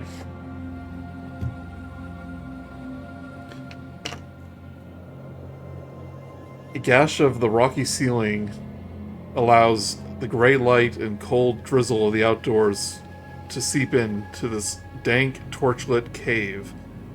Sorry, the fungus-lit cave, where an underground spring... Oh wait, this is the wrong one.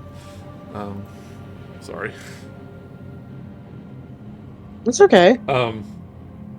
5-foot-hole stone ledge overlooks this large cave, which is where the women were standing, which has a smoldering campfire at the far west end. The floor is covered with gnawed bones, and an old scrawny wolf lies curled up by the fire, his head turned away from you.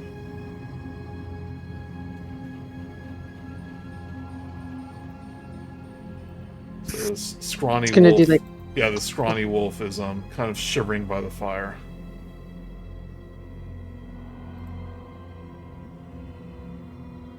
I don't know how Grude can like hand gesture to be like, is that the guy? Or is it just some other But it's old. oh okay. Then do like classic sneak from like cartoons of like going up some of the stairs. I'd probably go up, like sneak around. Okay. Around Want to there. sneak past the wolf? Will have to give me a stealth check. Oh my gosh. Okay. Grude, do it. Oh, 20. Okay. Does everyone else gotta do it too? I want to go this way, I guess. If you're all going at once, then you do a group one, which I What do you recommend. think? Yeah, we Yeah. probably don't want to split the party. Yeah, let's do a group roll. Let's do it. Okay, so the stealth, because I have advantage with the one, with disadvantage with the other, just evens itself out. Yes. Are you asking because you're invisible? Yeah, So because it's it's gonna a noise thing.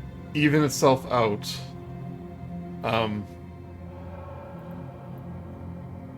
Yes, it will. Yeah.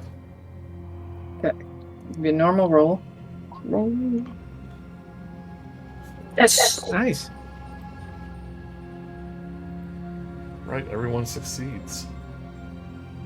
No one knows where Minerva is. Who said that? Not even Minerva.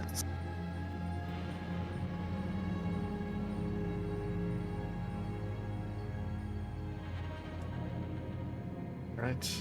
We'll head up here. Esmeralda goes, see, easy peasy.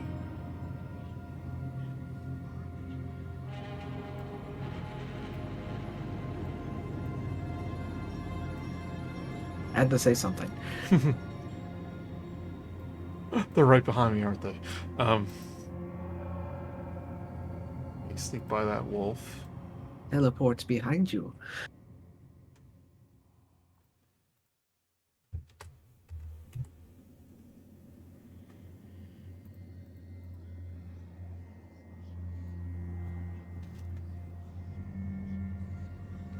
A maze of torchlit tunnels and caves expands in front of you. Bones lie strewn upon the floor. You notice that there are two sets of stairs leading downward to the right. You see several sleeping wolves in alcoves to the east, and a cave with a curtain near the back of the room. You probably can't see really right now, but it's there. Just Theo can see it because it's a million miles away. Yes, I have X-ray vision. No, you got elf eyes that can see around the curvature of the earth. Oh, that's right.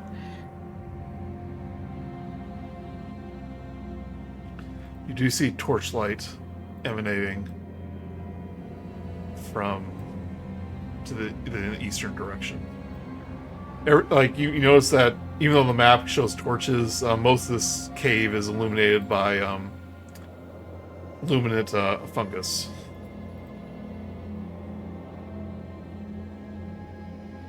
Lighten it. Lighted. But like I said, the floor is covered with bones. Oh, great. We joked about the twigs. How big does silence areas last? I wasn't expecting to foreshadow myself.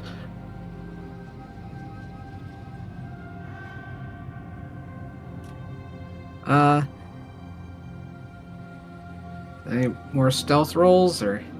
If Well, you, how big is the radius of silence? 20-foot radius. I think.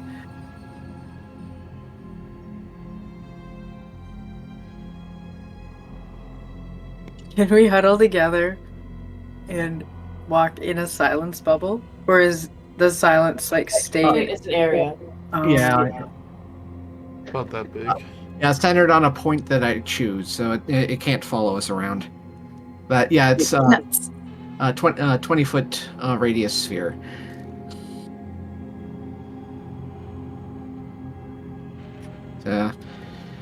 And these are 10-foot wide, so it would only do like 4 of them at most. Yeah, Joey's got an example.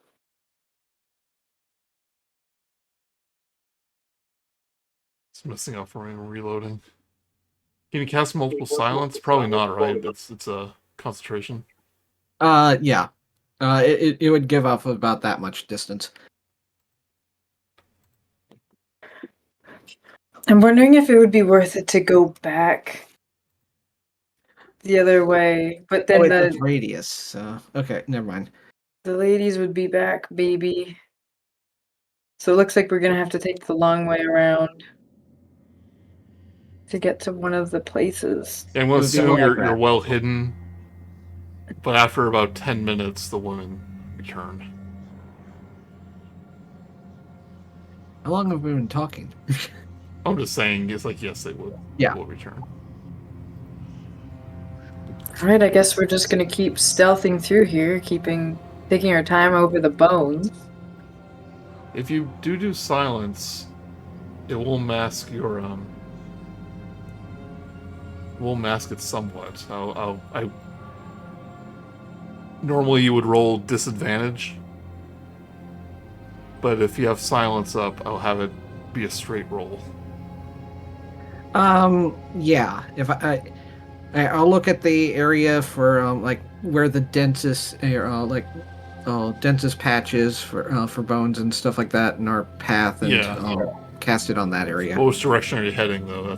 Are you heading towards the curtain or towards the stairway? Well, the only ones that we know of about at the moment are the 2 stairwells. Okay. This concentration. Yes.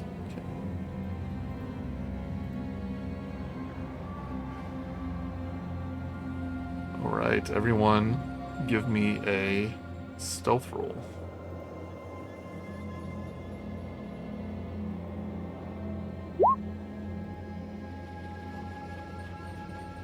Ooh, 19. 11. Steph got 19 though. 2 19s and 11? 2 19s cancel out at 11, right? No, more like the other way around. Yes. Ooh, Esmeralda must have been holding on a fart or something. She rolls a 9. Oh no. But your 2 19s are enough. Thank goodness. It's like this squeak or something happens out there, like Yeah. a fart, and we all just turn to her like. Irina steps on a femur, then looks panicked, and then you rush into the silence, and you see one of the wolves raise their head, kind of sniff around, then put their head back down. That was a high stealth roll. Good job. Yay. Woo! Yeah, group stealth rolls is I don't think it's you take the average, it's just as long as half of you succeed. I like it that way better. We're just literally carrying the team. Yeah. Otherwise, you would have to roll really high to, pass that stuff. But yeah, you all end up over here. Good job. Oh, now I can see the curtain. But, see what's down the stairs first.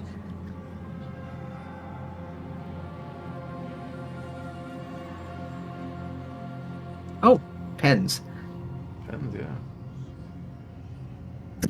Looks like we guessed right. Who would have thought?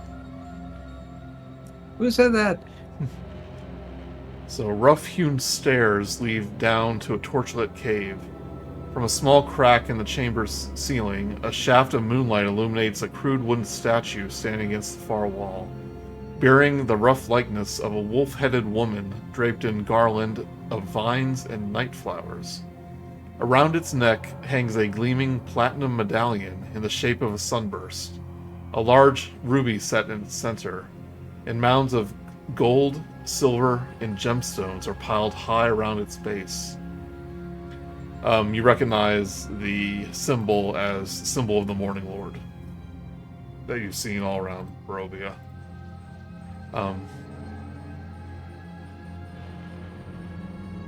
Behind the statue, 2 maggot-ridden corpses hang from iron shackles bolted to the wall. Gold coins have been driven to the empty sockets where their eyes should be.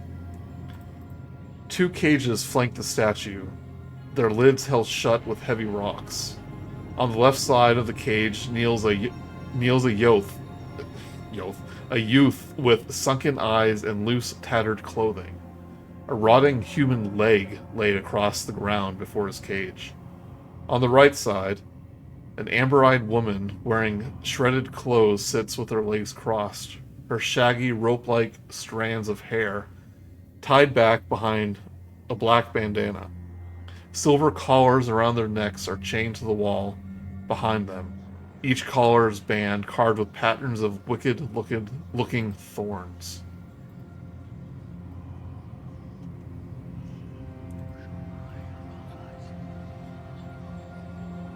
I think that might be the son. What do you think, Esmeralda? She goes, that's him. That's Isla. Do you know who the other one is? She'll probably shake her head. No.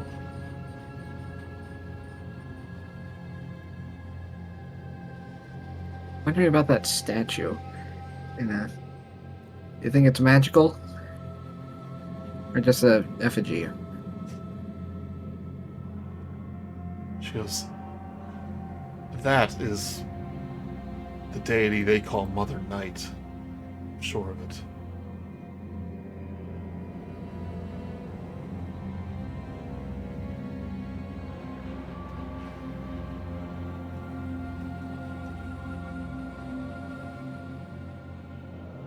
We changed maps, by the way.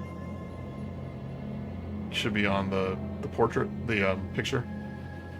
Yeah. Okay, yeah, I just wanted to set the mood. Okay.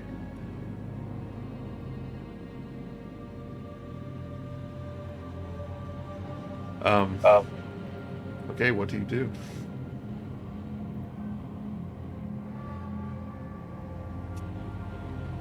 They look very, very emaciated at the moment. It's kind of tricky that there's two of them.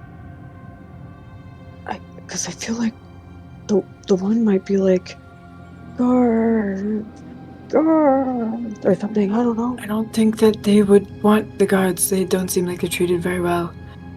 Me being invisible, I think I'll head in and talk to Isla first. Good idea. So once Minerva gets the approval from people, she's gonna stealth over to Isla. Okay, give me a stealth check at advantage.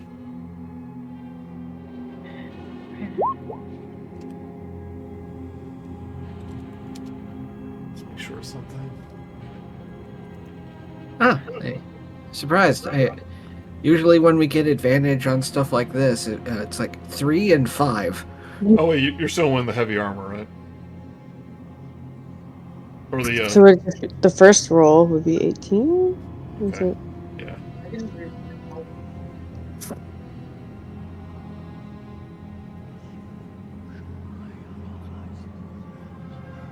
Let's double check something. Alright.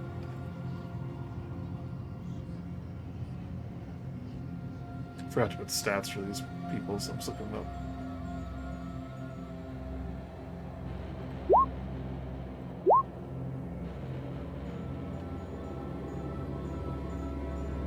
Alright, you are able to approach without any of them. Well, hold on.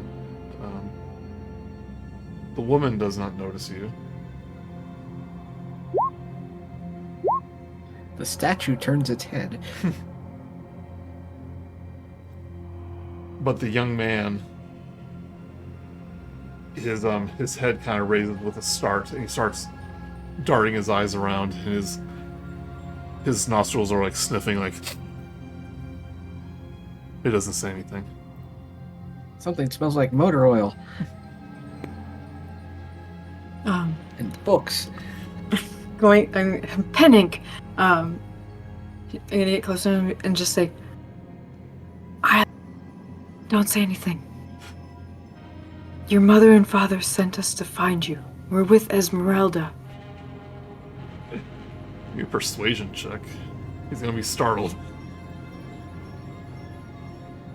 Ah, who said that? Yeah. 7. Yeah, you barely get 2 words out.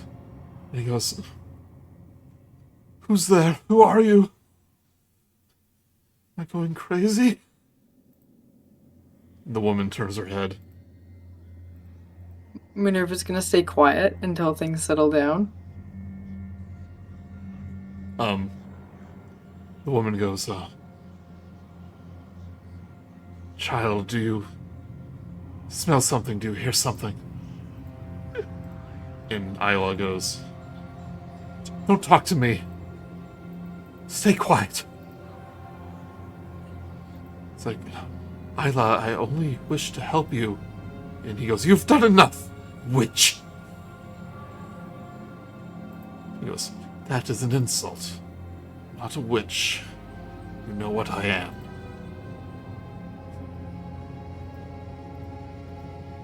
"Do you know what you are?" He goes, "Quiet. No, quiet. Don't speak to me."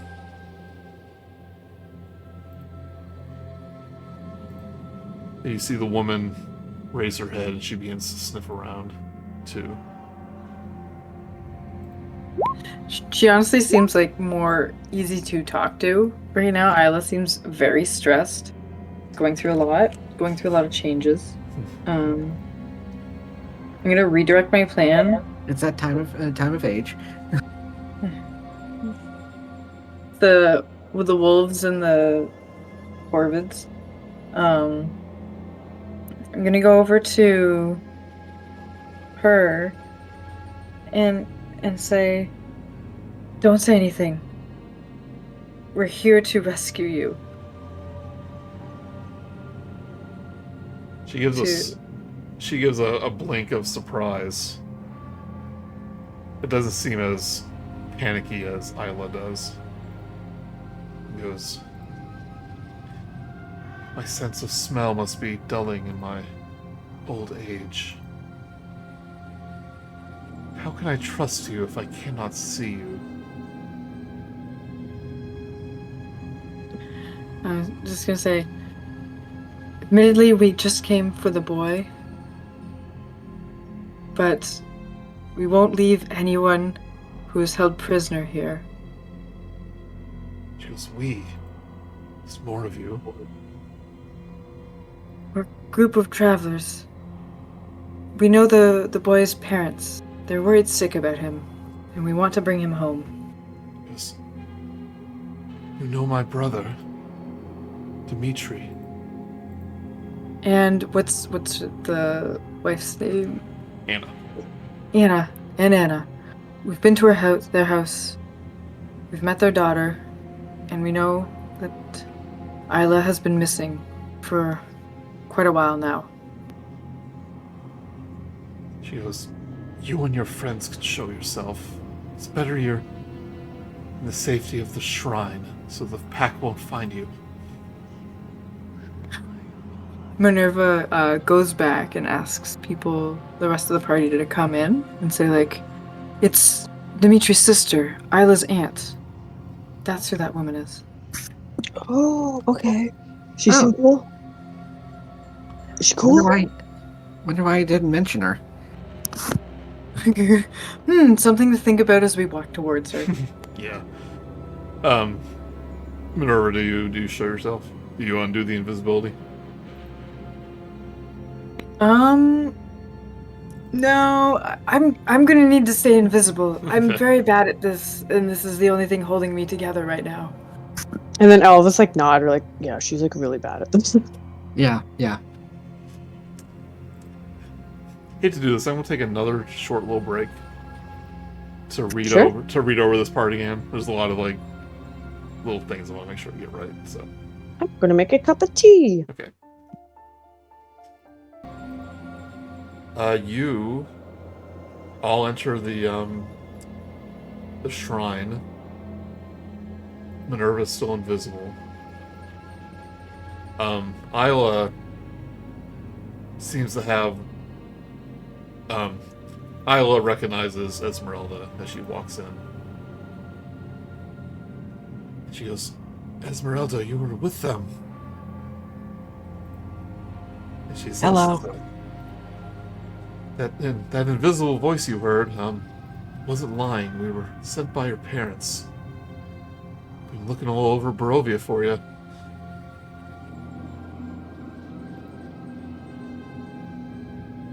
She turns to the woman and she goes, I don't think we've ever had the pleasure of meeting. He says, you must be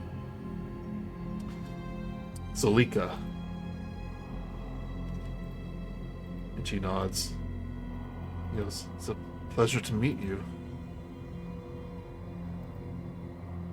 But I'm afraid escape may be difficult at the moment. And she tugs at the chains, and her finger goes to the silvered thorn collar around her neck. And these will be quite impossible to remove.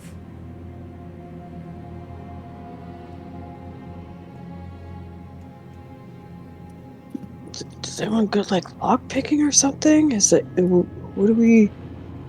I can try. I've screwed up every time. But maybe this time it'll work.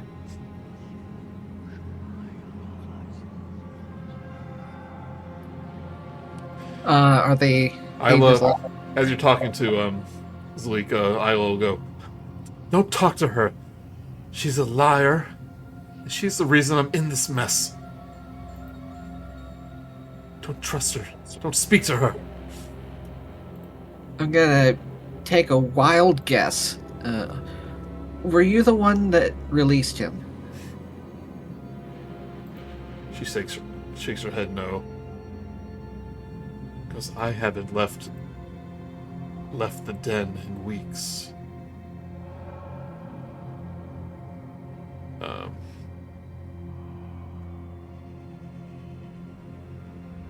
And I've been trapped in this cage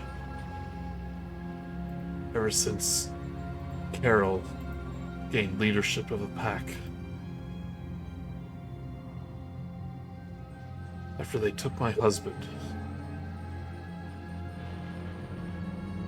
Took your husband where? Says, and you recognize that name too. It is the name you heard earlier in the episode. From the liar lady? From the woman, yes.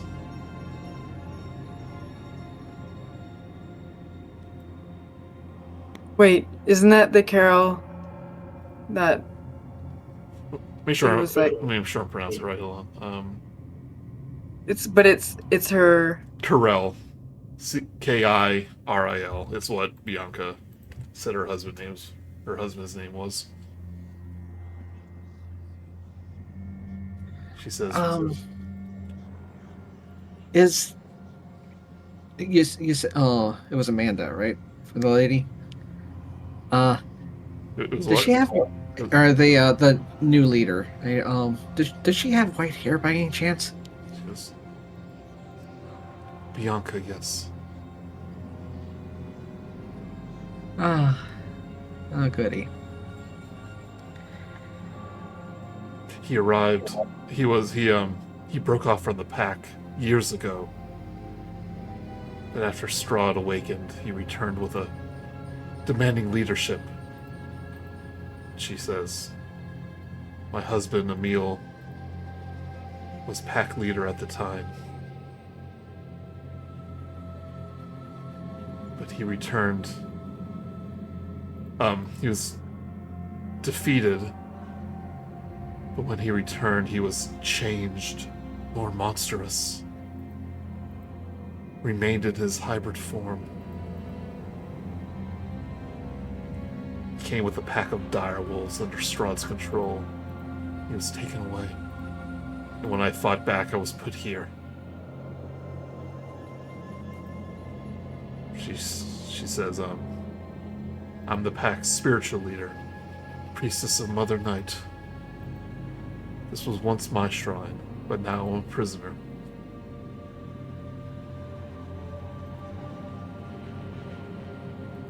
That's what I am saying to you, child. That it couldn't have been me who told you not to drink the wolf's bane. Gasp. Who else would it have been then, if not you? You look just... Said I was going to be a weapon against Strahd. And if I'm tamed by the wolf's bane, then I would lose my power. I would be pacified.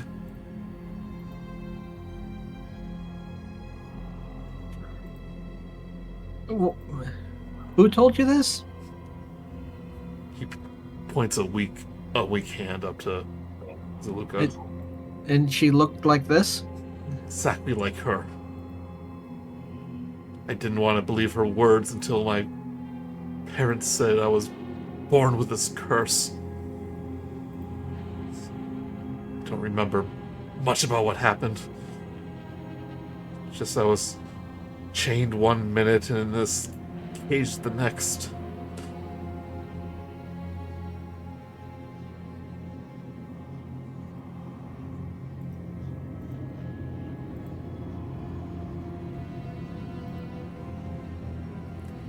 Zaluka says, the pact found him in the woods. Took him here. And she whispers, he was covered in blood. Right. It, somebody, there, what I assume, somebody, either he managed to break free himself, or somebody broke him free, when he was chained. Or changed. And so that wasn't you then? Shakes her head no. I've been here for weeks on end. And Mother Night grants me... She says, they're trying to starve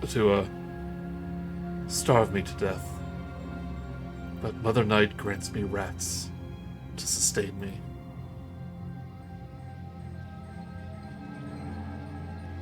Well, that's nice for her.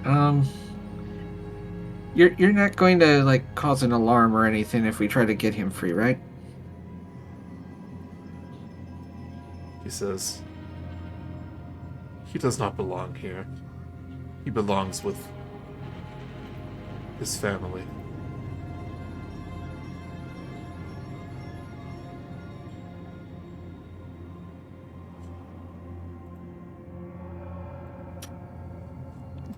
Esmeralda kind of passes by this statue, kind of eyes the treasure. Can Minerva do an investigation? Sure, of it? yeah.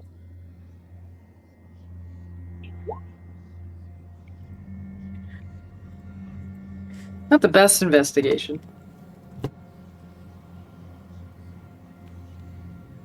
Yeah, it's a pile of gold, silver, and gems. And that amulet around the statue's neck.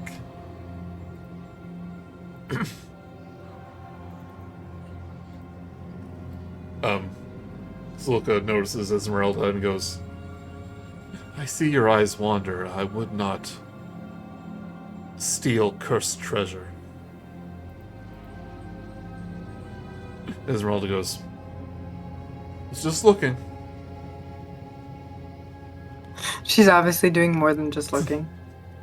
Well, why does it have a Morning Lord medallion? She goes, that amulet's been around her neck, around Mother Night's neck ever since I've known it. I thought it odd for a Morning Lord's symbol to be around her neck, but who am I to question?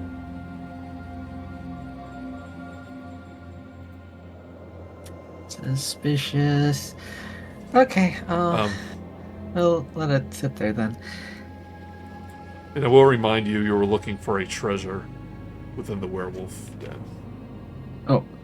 Wait, was that part of the prophecy? Oh yeah, it's part of the prophecy. Just reminding you. Thank you. Still eyeing it questionably. But Oh, is this? No, this isn't the one for the priest or the abbot, because that's in Yeah. Strahd's place. But this is something. Everyone give me a history check so she'll Yeah. see if you can remember. Yep.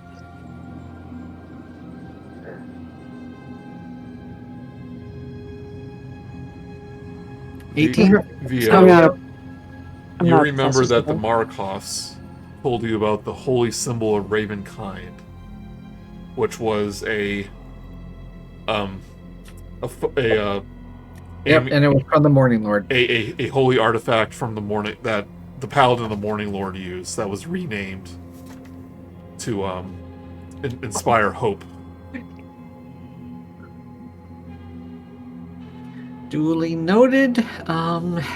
First, though, let's see if we can get him out of that cage.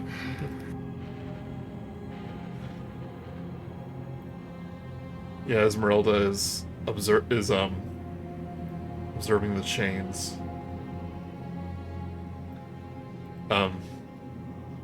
Zlika says it's like require more than brute force without causing lasting damage. Before you see, in her eyes dart towards the stairs, and you all hear footsteps coming from the west. Scramble. Oh, jeez. Wow, we're out in the open. How many of us can hide behind the statue? You can all, well, maybe one. But Well, I'm invisible, so. yeah, you can all And we attempt just to hide. peek out Three Stooges style. Wherever Grude goes, like, right up against the wall. That way, potentially just out of the sight of the person. That's gonna be my scheme. Okay, you can give me everyone give me a stealth check. Okay. Oh boy. Oh no. She says you can hide behind the rocks in the south staircase. She's unlikely to enter from that direction. Like there? Yeah, right here. Yeah, It's I did get only a 6 though, so. yeah. Sorry, no, 11. That was my history. Esmeralda. By the way, you have access to Esmeralda's sheet. She is a sidekick. Rolls an 11. That's 3 11s. Yep.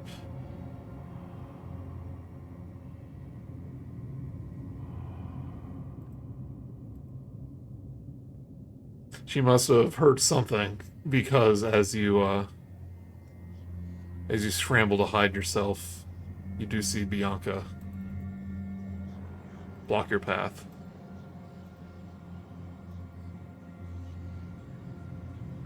Oh no. Oh, fancy meeting you here. This is a surprise. Thought I smelled something unusual. In her hands, grasp a crystal pendant around her neck. She says, "All you have to do is break this pendant, and my husband and the pack will return from the hunt."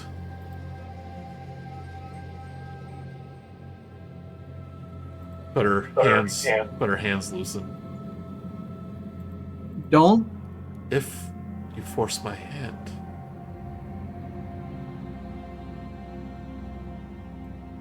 What are you doing here with the prisoners?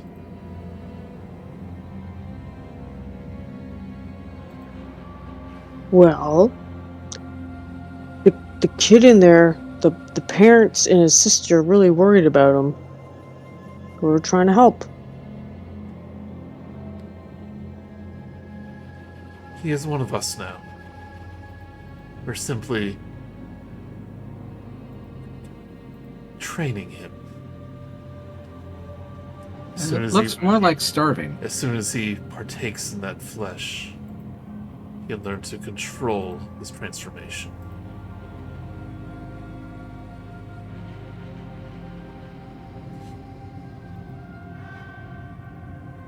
Is that really the only way it can work? If he wishes full control. Others simply learn to adapt. Her hand tightens over the crystal. So you mean to steal from us? Is that what you're saying? Well, you kind of stole him first. My husband simply found him. He was alone, afraid. Will add to the strength of our pack. But does he want to join? Society will never accept him. He'll be one of us here. You'd be surprised.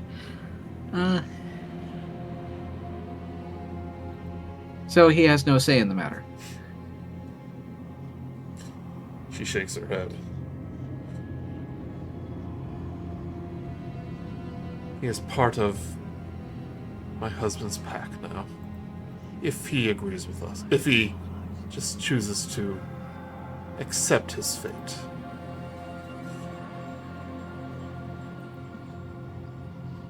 And she says in a lower voice, and if he doesn't, then he'll be killed. He's like, oh, geez, that's not great. Yeah, that doesn't seem very kind to a young kid. And join us or die. And Zulika will yell from her cage, saying, "This boy still has a choice, Bianca. And your husband, whatever he has become now, is not giving him one. Saying, have some kindness in your heart, the young woman I used to know. Don't be blinded by the love of your husband. He's not the man you fell in love with."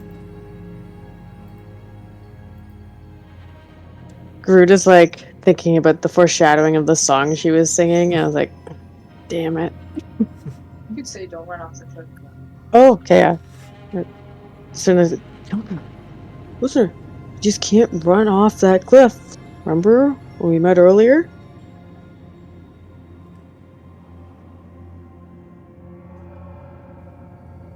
Her hand loosens again from the crystal.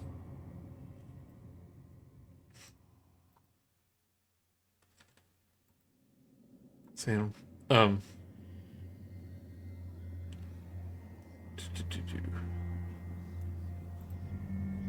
She goes, I don't know what to do with him. See, he starves the pack. They're all half dead. This gives them scraps. We did see like an old, like sick one off to the side. Is he okay? Zulika speaks up. Says that was Skenis. Says he's an old wolf. Says my Emil took his place 5 years ago.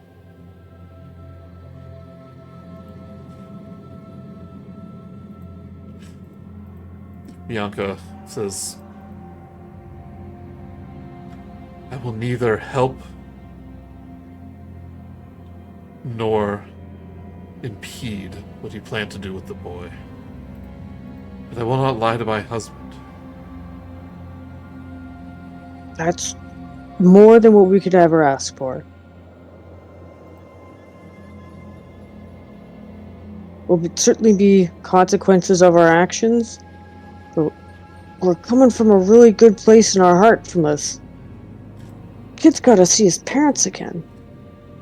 She points and growls towards Zulika. She goes, but her. Saying she stays here for defying my husband. Okay. We're not trying to start a feud or anything.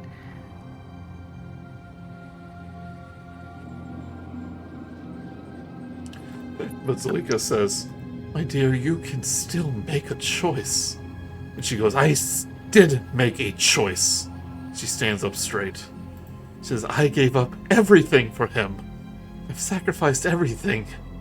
Saying, I became what I am here because of him. And I'm not gonna give that up. Because he's a little different than what he was before.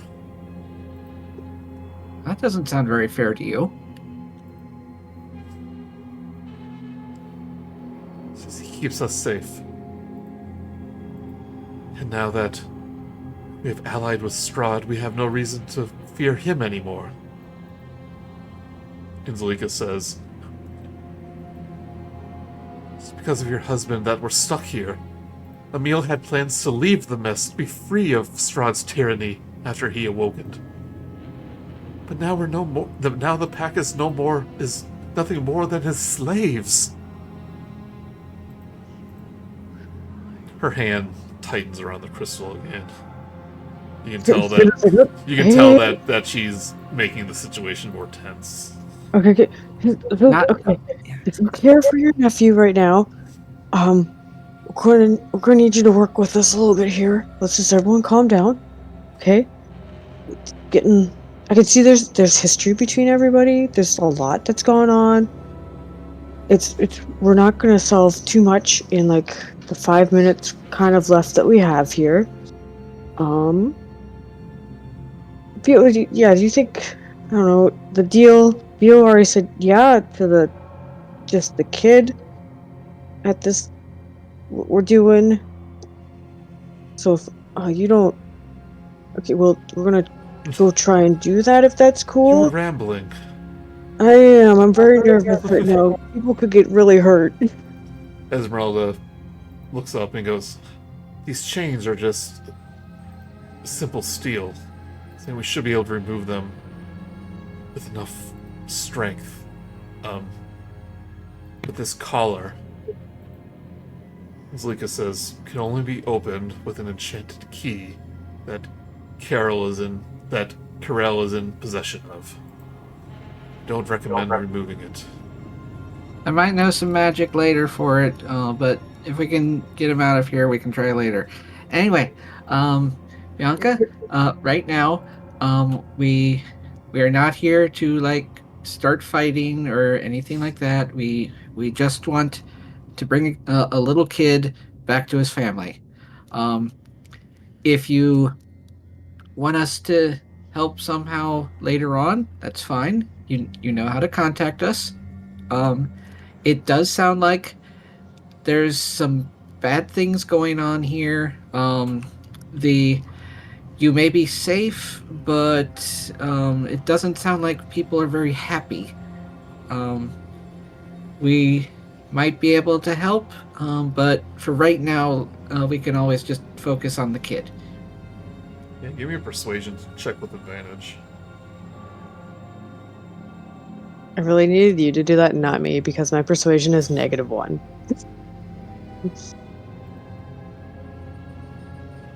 Yay! I tell you about an ancient hellhound lord, but I can't tell you. Trust me, 22. Yeah, she kind of completely releases her hand from the crystal. She says, Don't get her, Grude. No. you have 10 minutes, and then I'm alerting the guards. All right. So, yeah, you never saw us. We he managed to break out himself, or we snuck in without you noticing, and so everything's good, right? Her eyes narrow towards Zulika, and she goes, one of my pack will have to blame one of the pack for his escape. Says perhaps the one that's been disobedient. Perhaps the old one. Well, you did have two ladies at the front that weren't very good at guarding. Oh, they're lazy and growing fat. Gorging on elk and goat, which are equally delicious. And they keep arguing about it.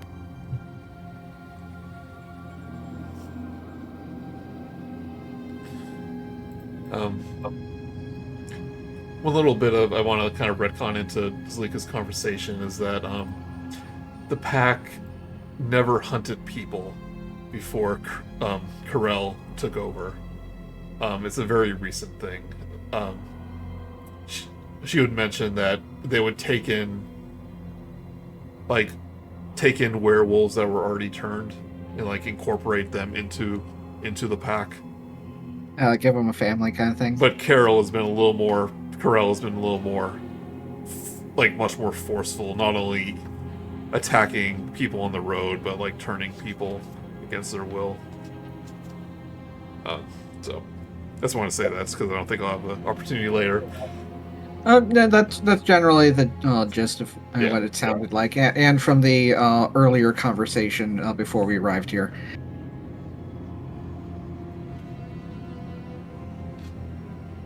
But who's going to try to break the chain? I actually don't even think I'm that strong, but Grude could try. I think Esmeralda might have the highest strength out of all of us. Cause I'm at 0 strength. Minerva's +0. also 0 strength. I'm 10. Esmeralda has a 2. +2. Okay, I was gonna. That, Okay. Wow, she's weaker than Simon. Monster Hunter. You think you should be able to break it as if it's like it has an AC, so you think you can with a good hit with a strong weapon you should be able to break it free. Esmeralda does have a hand axe that she could attempt to attack it with. I think that she has the best weapon and strength for I this. think this would have been a Vogelsuch thing. Yeah, probably. Yeah, she can work on that. He's just like on his post somewhere in the woods. He goes, I wonder what they're up to. It sure is a long walk to Argynvost. Or whatever Mark called it, Argynvost. Which way was it again? Been going in circles. He's back in Barovia. You're about to say he's back in Velaki. He's at the windmill. All the hags are packing up. Yeah, we're going. Yeah. Bianca, thank you. Gives a courteous bow and goes off to check on the others. Doing it for the boy, not for her.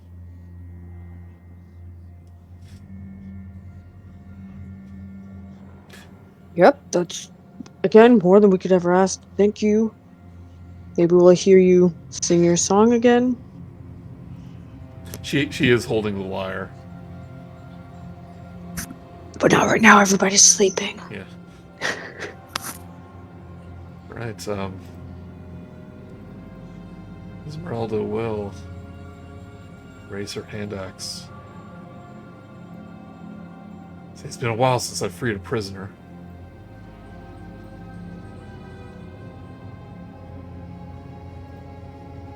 Rolls a 14. It bounces off.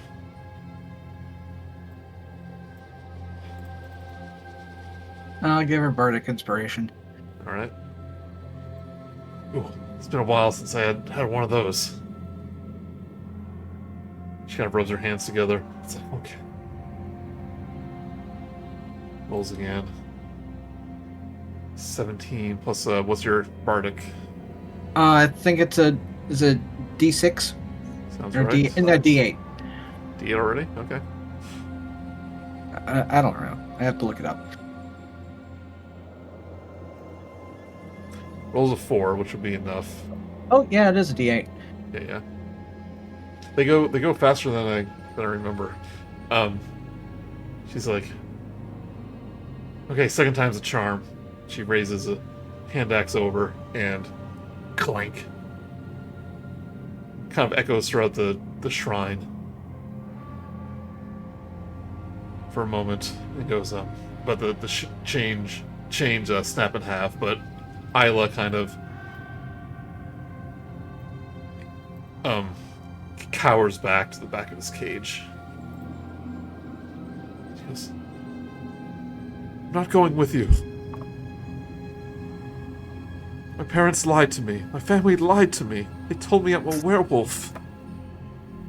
Hey, please, we just gotta go. All right. Think of it this way. Would you rather stay here? But Zalika will say, the boy's in denial. He still believes parents lied to him. Okay. Parents lie all the time. Do you want to stay here? I don't. I want to see my sister again. Then why do you not want to come with us? Very contradictory. I'm a teenager. He's going through shock right now. It's understandable. He'll stand up, but kind of like weak to the knees, kind of fall forward. Esmeralda catches him. All right. But Bianca will say, I'll make sure you're not disturbed. She gives a side eye to Zalika. Okay. Now for the hard part. Zalika. She goes, I don't know if we'll be able to assist, but if I can get a favor from you, we will try. I have a favor to ask as well, but you go first. I would like that. And points at the medallion of the Morning Lord. Yes. Just the one trinket. Interesting. Do you recognize it? There is a possibility it is something we are searching for. Something that will possibly irritate the clan's new unwanted allies. Well, this is in line with what I wanted to ask of you. What is that? The Mother Knight's Horde cannot be taken unless it is given. Since I am a priestess of... I'm sorry, not Warring Lord, Mother Knight. Since I am a priestess of Mother Knight, I can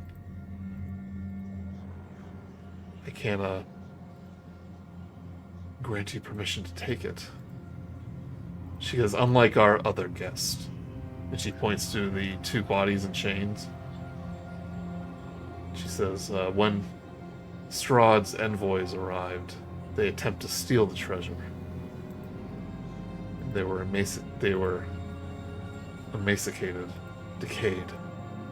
And if you look closely, you can see that the teeth on these these bodies are pointed. Lovely. Well, besides, it would be rather rude of me to steal directly in front of you.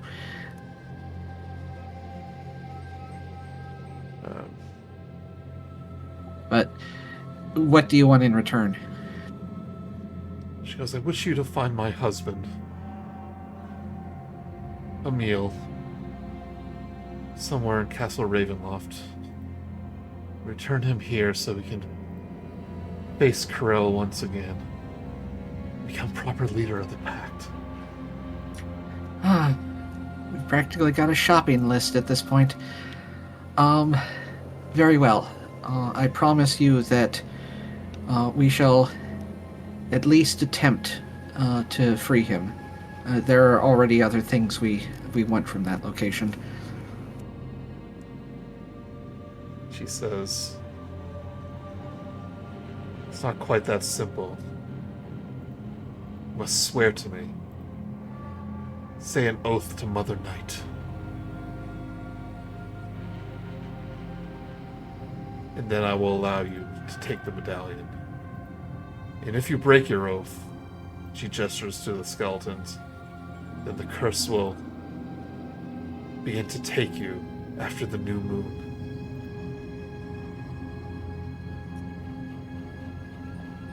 Okay. Wording. Very well. I vow to do everything within my power to rescue your husband and return him to here.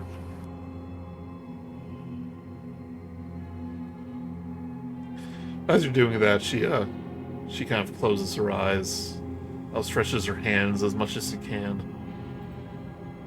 She murmurs a prayer. She says, "You may take the medallion." I probably should have asked for more. Thank you. And I would have not allowed it. Yeah, fair.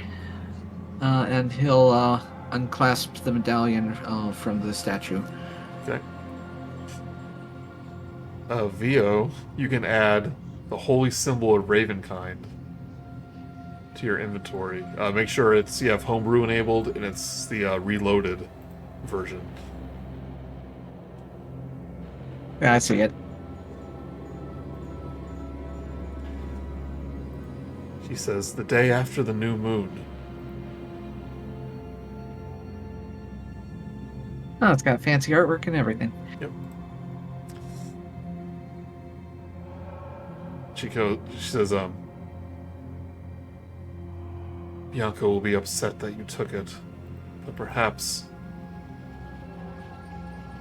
if it can free her husband, she might be able to be reasoned with." She, Let's hope so. Besides, it's more like yours than hers anyway. But what else could she do with me? What else could she do to me? If it wasn't clear, these people are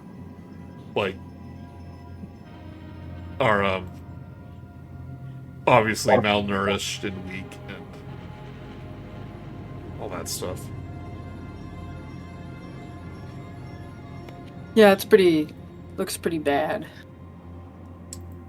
She goes, "Our time."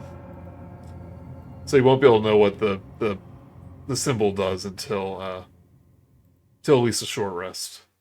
Yeah, I'll have to get identify done and stuff. But Esmeralda has Isla over her shoulder, or hands are over her shoulder, keeping him, supporting him. And Zalika says, Your time is running short. Let's hurry.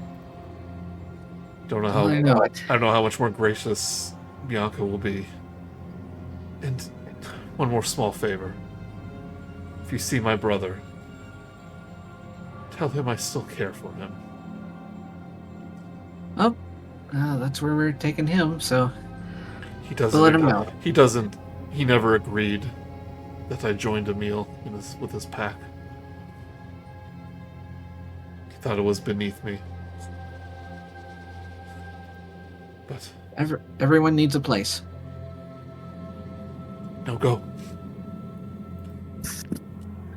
Okay. Has it been less than 10 minutes since we got in this room? It's been about that long. Okay. Pushing your it. Bianca choice. said she would preoccupy the guards. Okay. Now, I was just check whether or not silence is still there or not, in case we needed to stealth. Well, the guards up front aren't there anymore. At least, she's probably speaking to them somewhere else in the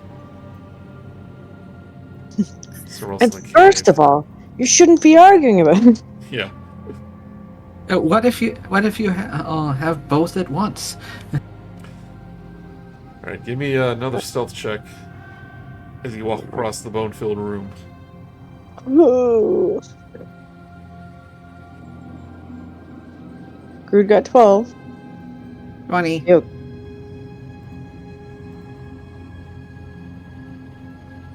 You keep patching rolls.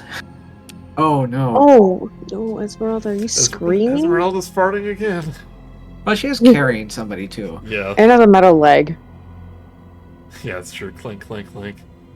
Every footstep is now suddenly, it's not Blinksy. Oh, I forgot to patch that out. It's kind of nice when you're by yourself and there's just like something making noises. It's like I'm talking to someone. It's like Blinksy's here with me. Is there a Mrs. Blinksky? Oh my god, Barovian power couple. What would their name be? It's like Blinkska or Emma Insky? Those are horrible names. She goes, those are horrible know. names. Besides, he's married to his work. It's not the monkey. She goes, well, this is kind of out of character right now, but she goes, he did make that doll that looked like me, though. That was very sweet. That's a good point. She probably made that doll that looks like her, and that's the one you chose for Annabelle. There we go. Comes full circle. Yay! Oh, you all fail, by the way. I know, I was like, this is just laying the inevitable of how bad we did. She's telling you the story as you're trying to pass. Oh yeah, I'm fine, but yeah. Everyone else is dragging their heels to the bones. All right, you notice you're making a lot of noise. And you see the wolves starting to stir. Anything you do before they wake up? Let's just run for it. Honestly, Run for it? Yeah, let's get out of here. I mouth that to people. We Okay. can't fight them. Let's go try and run them. We're trying to flee combat. Okay, you start running. The wolves immediately, they get up from their sleep, a little startled, and see several people. One of them is carrying someone, so they're running at half speed. Running out of the cave, the mouth of the cave. Real quick. Grude, do you have anything that can slow them down? Oh, yeah. Behind me, I can put potentially, I don't know, like, would an exit area, like, when we're, like, Around here. I guess down these stairs, one of them, I can probably do, like, a growth A spike thing. Yeah. Minerva also has grease. growth? Okay. You want to Home Alone up this stairway? Yeah. Okay.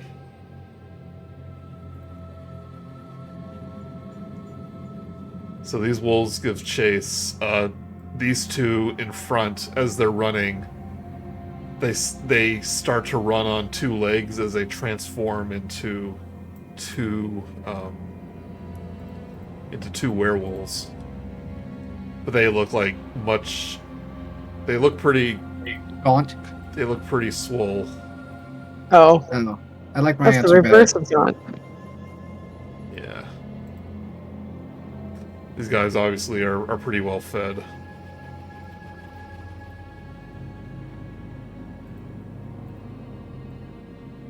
Alright, how should I do this? So, spike growth.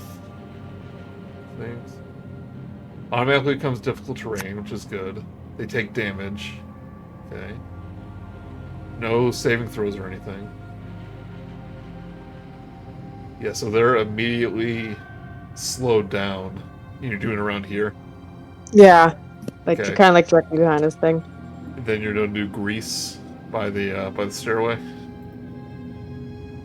Yep. Oh, just make him bounce down the stairs and Yeah. land face first into thorns. Alright, go ahead and link grease to me. 1 second. It's a good thing they can't die from this. Yeah. That might annoy some people. Okay. Dexterity 14. See if they slip. I feel like werewolves have high DC. One rolls a natural 1, so when he as he runs over the spike growth, he comically slips on the on the stairs and fumbles down into this room. Ow, my toe. The comical legs kicking as they're not moving anywhere and then slip. This one also slips. Not as comically, but just as hilariously. Kind of face first on the ground. And the wolves are also like some of them are kind of slowed down by the spike growth. Some are smart enough to divert their path a little bit. But it does take long for them to catch up to you, but you have a noticeable head start. So we look up, see what you should avoid them. Give me a survival check. See how well you can hide from them. I also have fog cloud. Okay, yeah, that'll help a lot. Yeah, so I'm gonna cast that at 2nd level.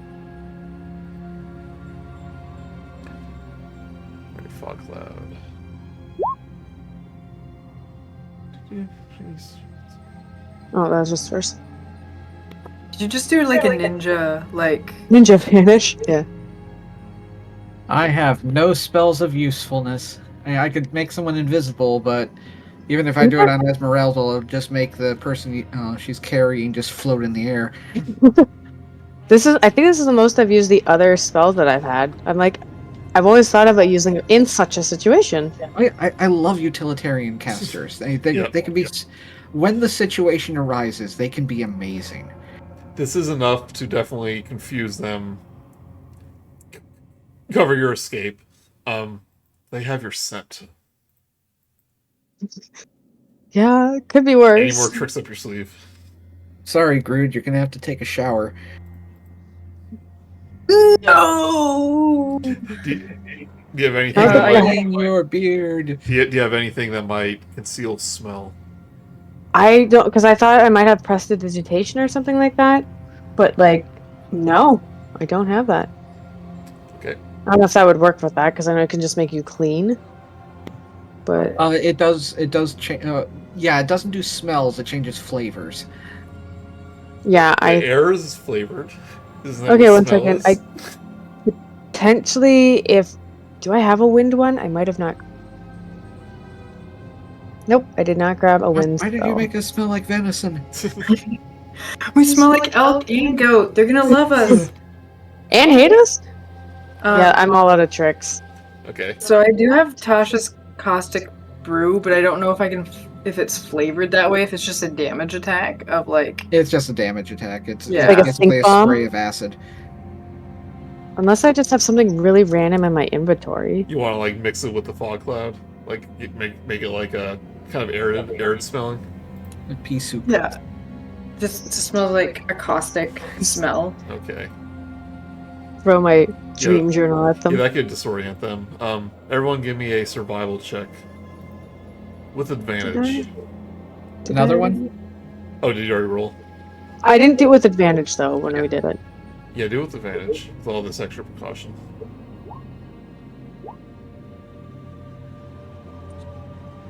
Mine didn't show up. 1 second.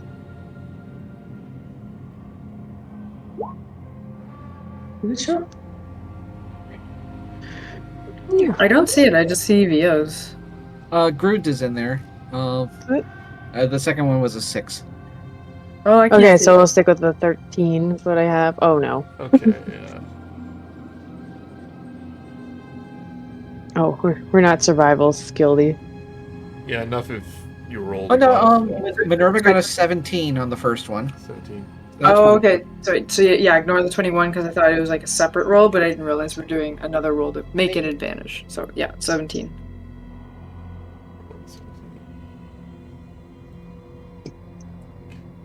Yeah, Esmeralda kind of licks her finger, puts it up to the wind. He goes, oh, we have to escape downwind. They'll be less likely to find us, but I'm afraid they have our scent. Maybe we have to lay low for a while. And she kind of tests the wind. She goes, this way, and she goes into the woods. She's the expert. Yep, following her. She knows how forests work. Like these. I'm a forest How do expert. trees.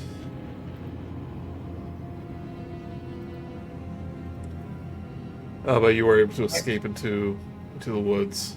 I now want to see a small picture of Dee's wearing Esmeralda's outfit. She's back in like a little miniature Esmeralda Monster Hunter outfit, Dee. riding around on Esmeralda. Yeah. Got the hoop earrings and everything. Yeah. Esmeralda's dressed up as Van Richten. Fake mustache. Yeah, but you see Irina that's like, did things go well? And then like you grab her arm, like, time to go. We're like frantically leaving. Oh, did things go okay? Go. We But are leaving. after some time avoiding the pack, which does not find you, you make your way back to the camp, and eventually back to the carriage.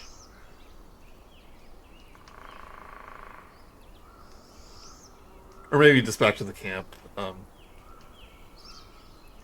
Bianca knows about the carriage. Yeah, she goes, it may not be safe to go there. Since Bianca knows about us there, that place may be overrun by werewolves by now. And she, depending on whether or not she decides to divulge it, but best not to risk it. She seems conflicted. She has loyalty to her husband, but is terrified of him at the same time. That can be a good thing in a way. Not the, at least, as long as her loyalty is questionable, then she may be an ally. As long as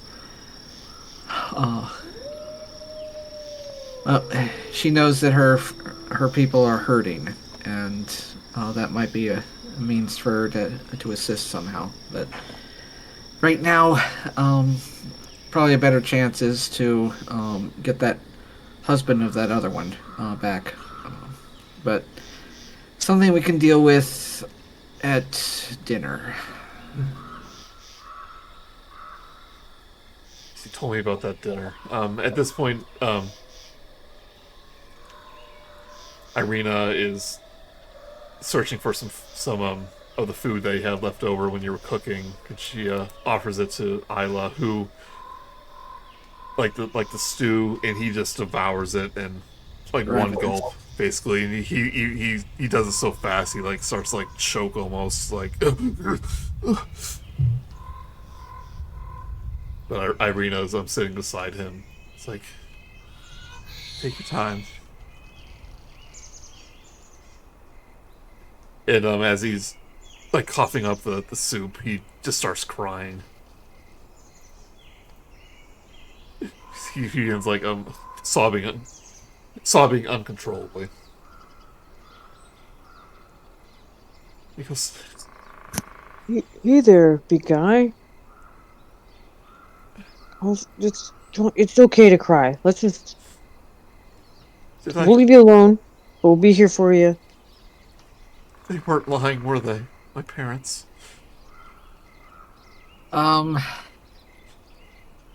It's more for them to explain, but no. It's apparently a family trait. I didn't believe them. Well, At first. Well, understandably. he says, I didn't believe my aunt when she told me. She said I was going to be a weapon against Strahd. I told her to leave. That she's lying, that my parents weren't a werewolf, that I wasn't a werewolf. What did she mean by that anyway? I was going to confirm what she said here. Yes, sounded about right.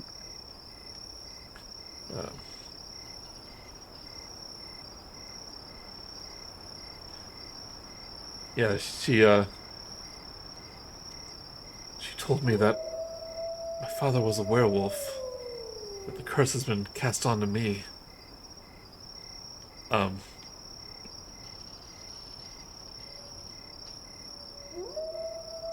Said that would be a mighty weapon against Strahd and the Servants of Darkness, but warned me that my parents would try to suppress me with Wolfbane. She said it was a blessing that they were trying to deny me. I didn't believe her. I never met her before. But a few days later, that's when they told me about the curse. So she came to town to tell you that? She came to my bedroom one night.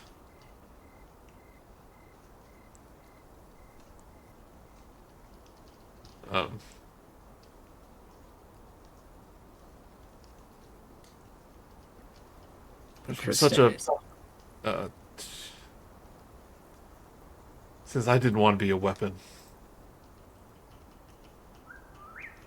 Sorry, there's a lot of information here. Yeah. If you do.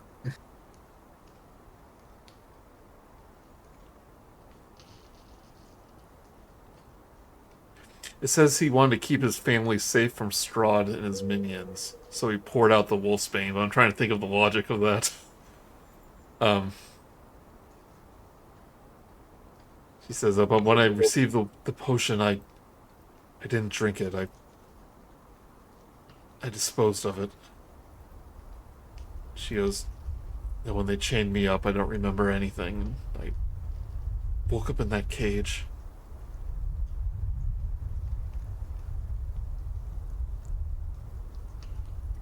Huh. Maybe you did break through yourself then. Did I hurt anyone?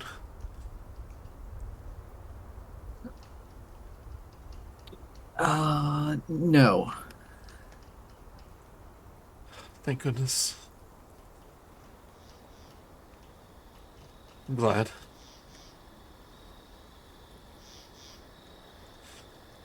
Not that we know of, but we weren't there.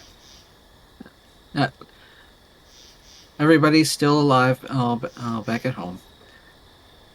Yes, that's for sure, and they're all waiting for you. He begins to, like, he lays down on a bedroll. He goes, glad they're safe.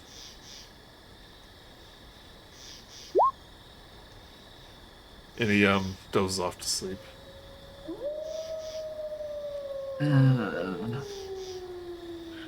That's gonna be interesting talk.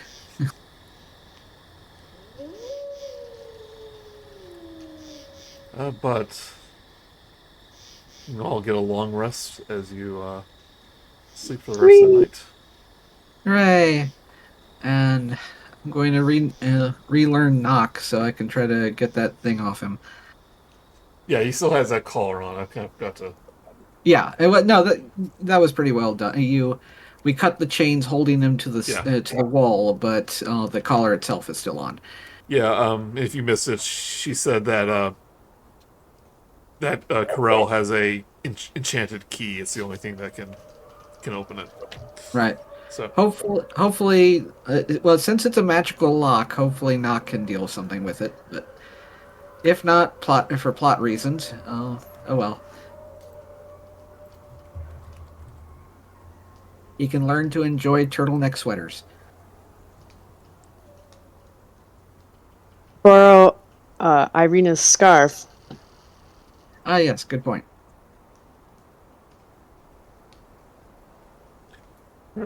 But I know it's ran a little late, but that's what we'll call for tonight. We mostly did it. Yay! Mostly hooray! We rescued half of the people. After specifically saying that we would save them all. Well, we still might. Yeah. I'm playing the long game. We Um, half won the battle, but won the war. VO, I you have to take a geas to help out. it wasn't that, it was a curse. Yeah. But she just gave you kind of some protection against it. So yep, you all gained some experience points. Yeah. No, I mean the vow that I had to take. Oh yeah. Oh yeah, but it's not a Gias, it's good old fashioned curse. Oh, okay. Yeah. I was never trying to pronounce that anyway. I think it's Gias. Yeah, it's too short a word with too many vowels. The GAES? Yeah, it's either like Gias or Geese. It's such an old word. And I think it's originally Gaelic or something. Yeah, but... it's basically a spell that binds you to an oath. Yeah, that's even before that. It's basically like you're soul bound to perform a promise, and bad things happen if you don't. In fact, sometimes it's depicted as like you have no choice over the matter. Like you can't simply just not do it. It's you are forced into it. Or are you forced, or are you just, if you don't do it, then you die? Well, like a geese to always tell the truth or something like that.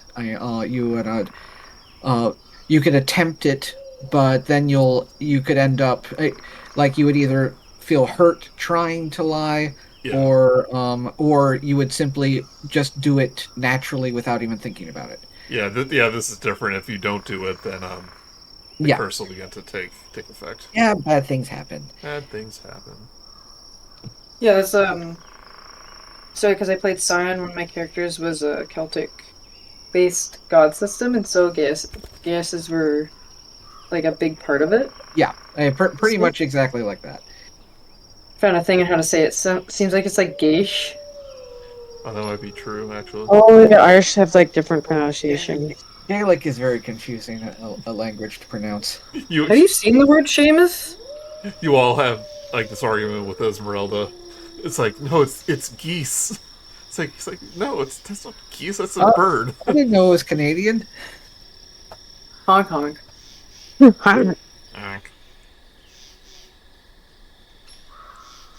This is evil. But thank you, one. We did a chapter in one night. Yay! It's because Mark wasn't here. Yeah, he's really holding us back. Yeah, especially when we had to hit the thing. No, as soon as we had to do a strength roll. Oh god. Alright, but yeah. Good night, everybody. We lined up perfectly for taking out our dogs. Yeah. Alright, thanks a lot, everyone. After we ran away from some. Thanks, Joey, for learning an entirely new chapter in a day. Yeah. Well, like I said, luckily it was short. Okay. I'm just glad we didn't get into a combat. Yeah. So are we. Yeah, oh my gosh. When we started running, I'm like, this may have been the worst idea ever. Yeah, but I got to use two moves that I rarely get to use. Yeah. Yeah, and I got to use grease. Well, he was either that or stand there and fight about 12.5 wolves. Nope. Yeah, this chapter actually doesn't give any. Well, one, you're not supposed to fight because you're supposed to be overwhelmed. But Yeah. it doesn't give any recommendations for smaller parties. So if you failed those checks, you would have had like a battle in the woods, essentially. Ah. So, all right, thanks everyone. All right. Anyway.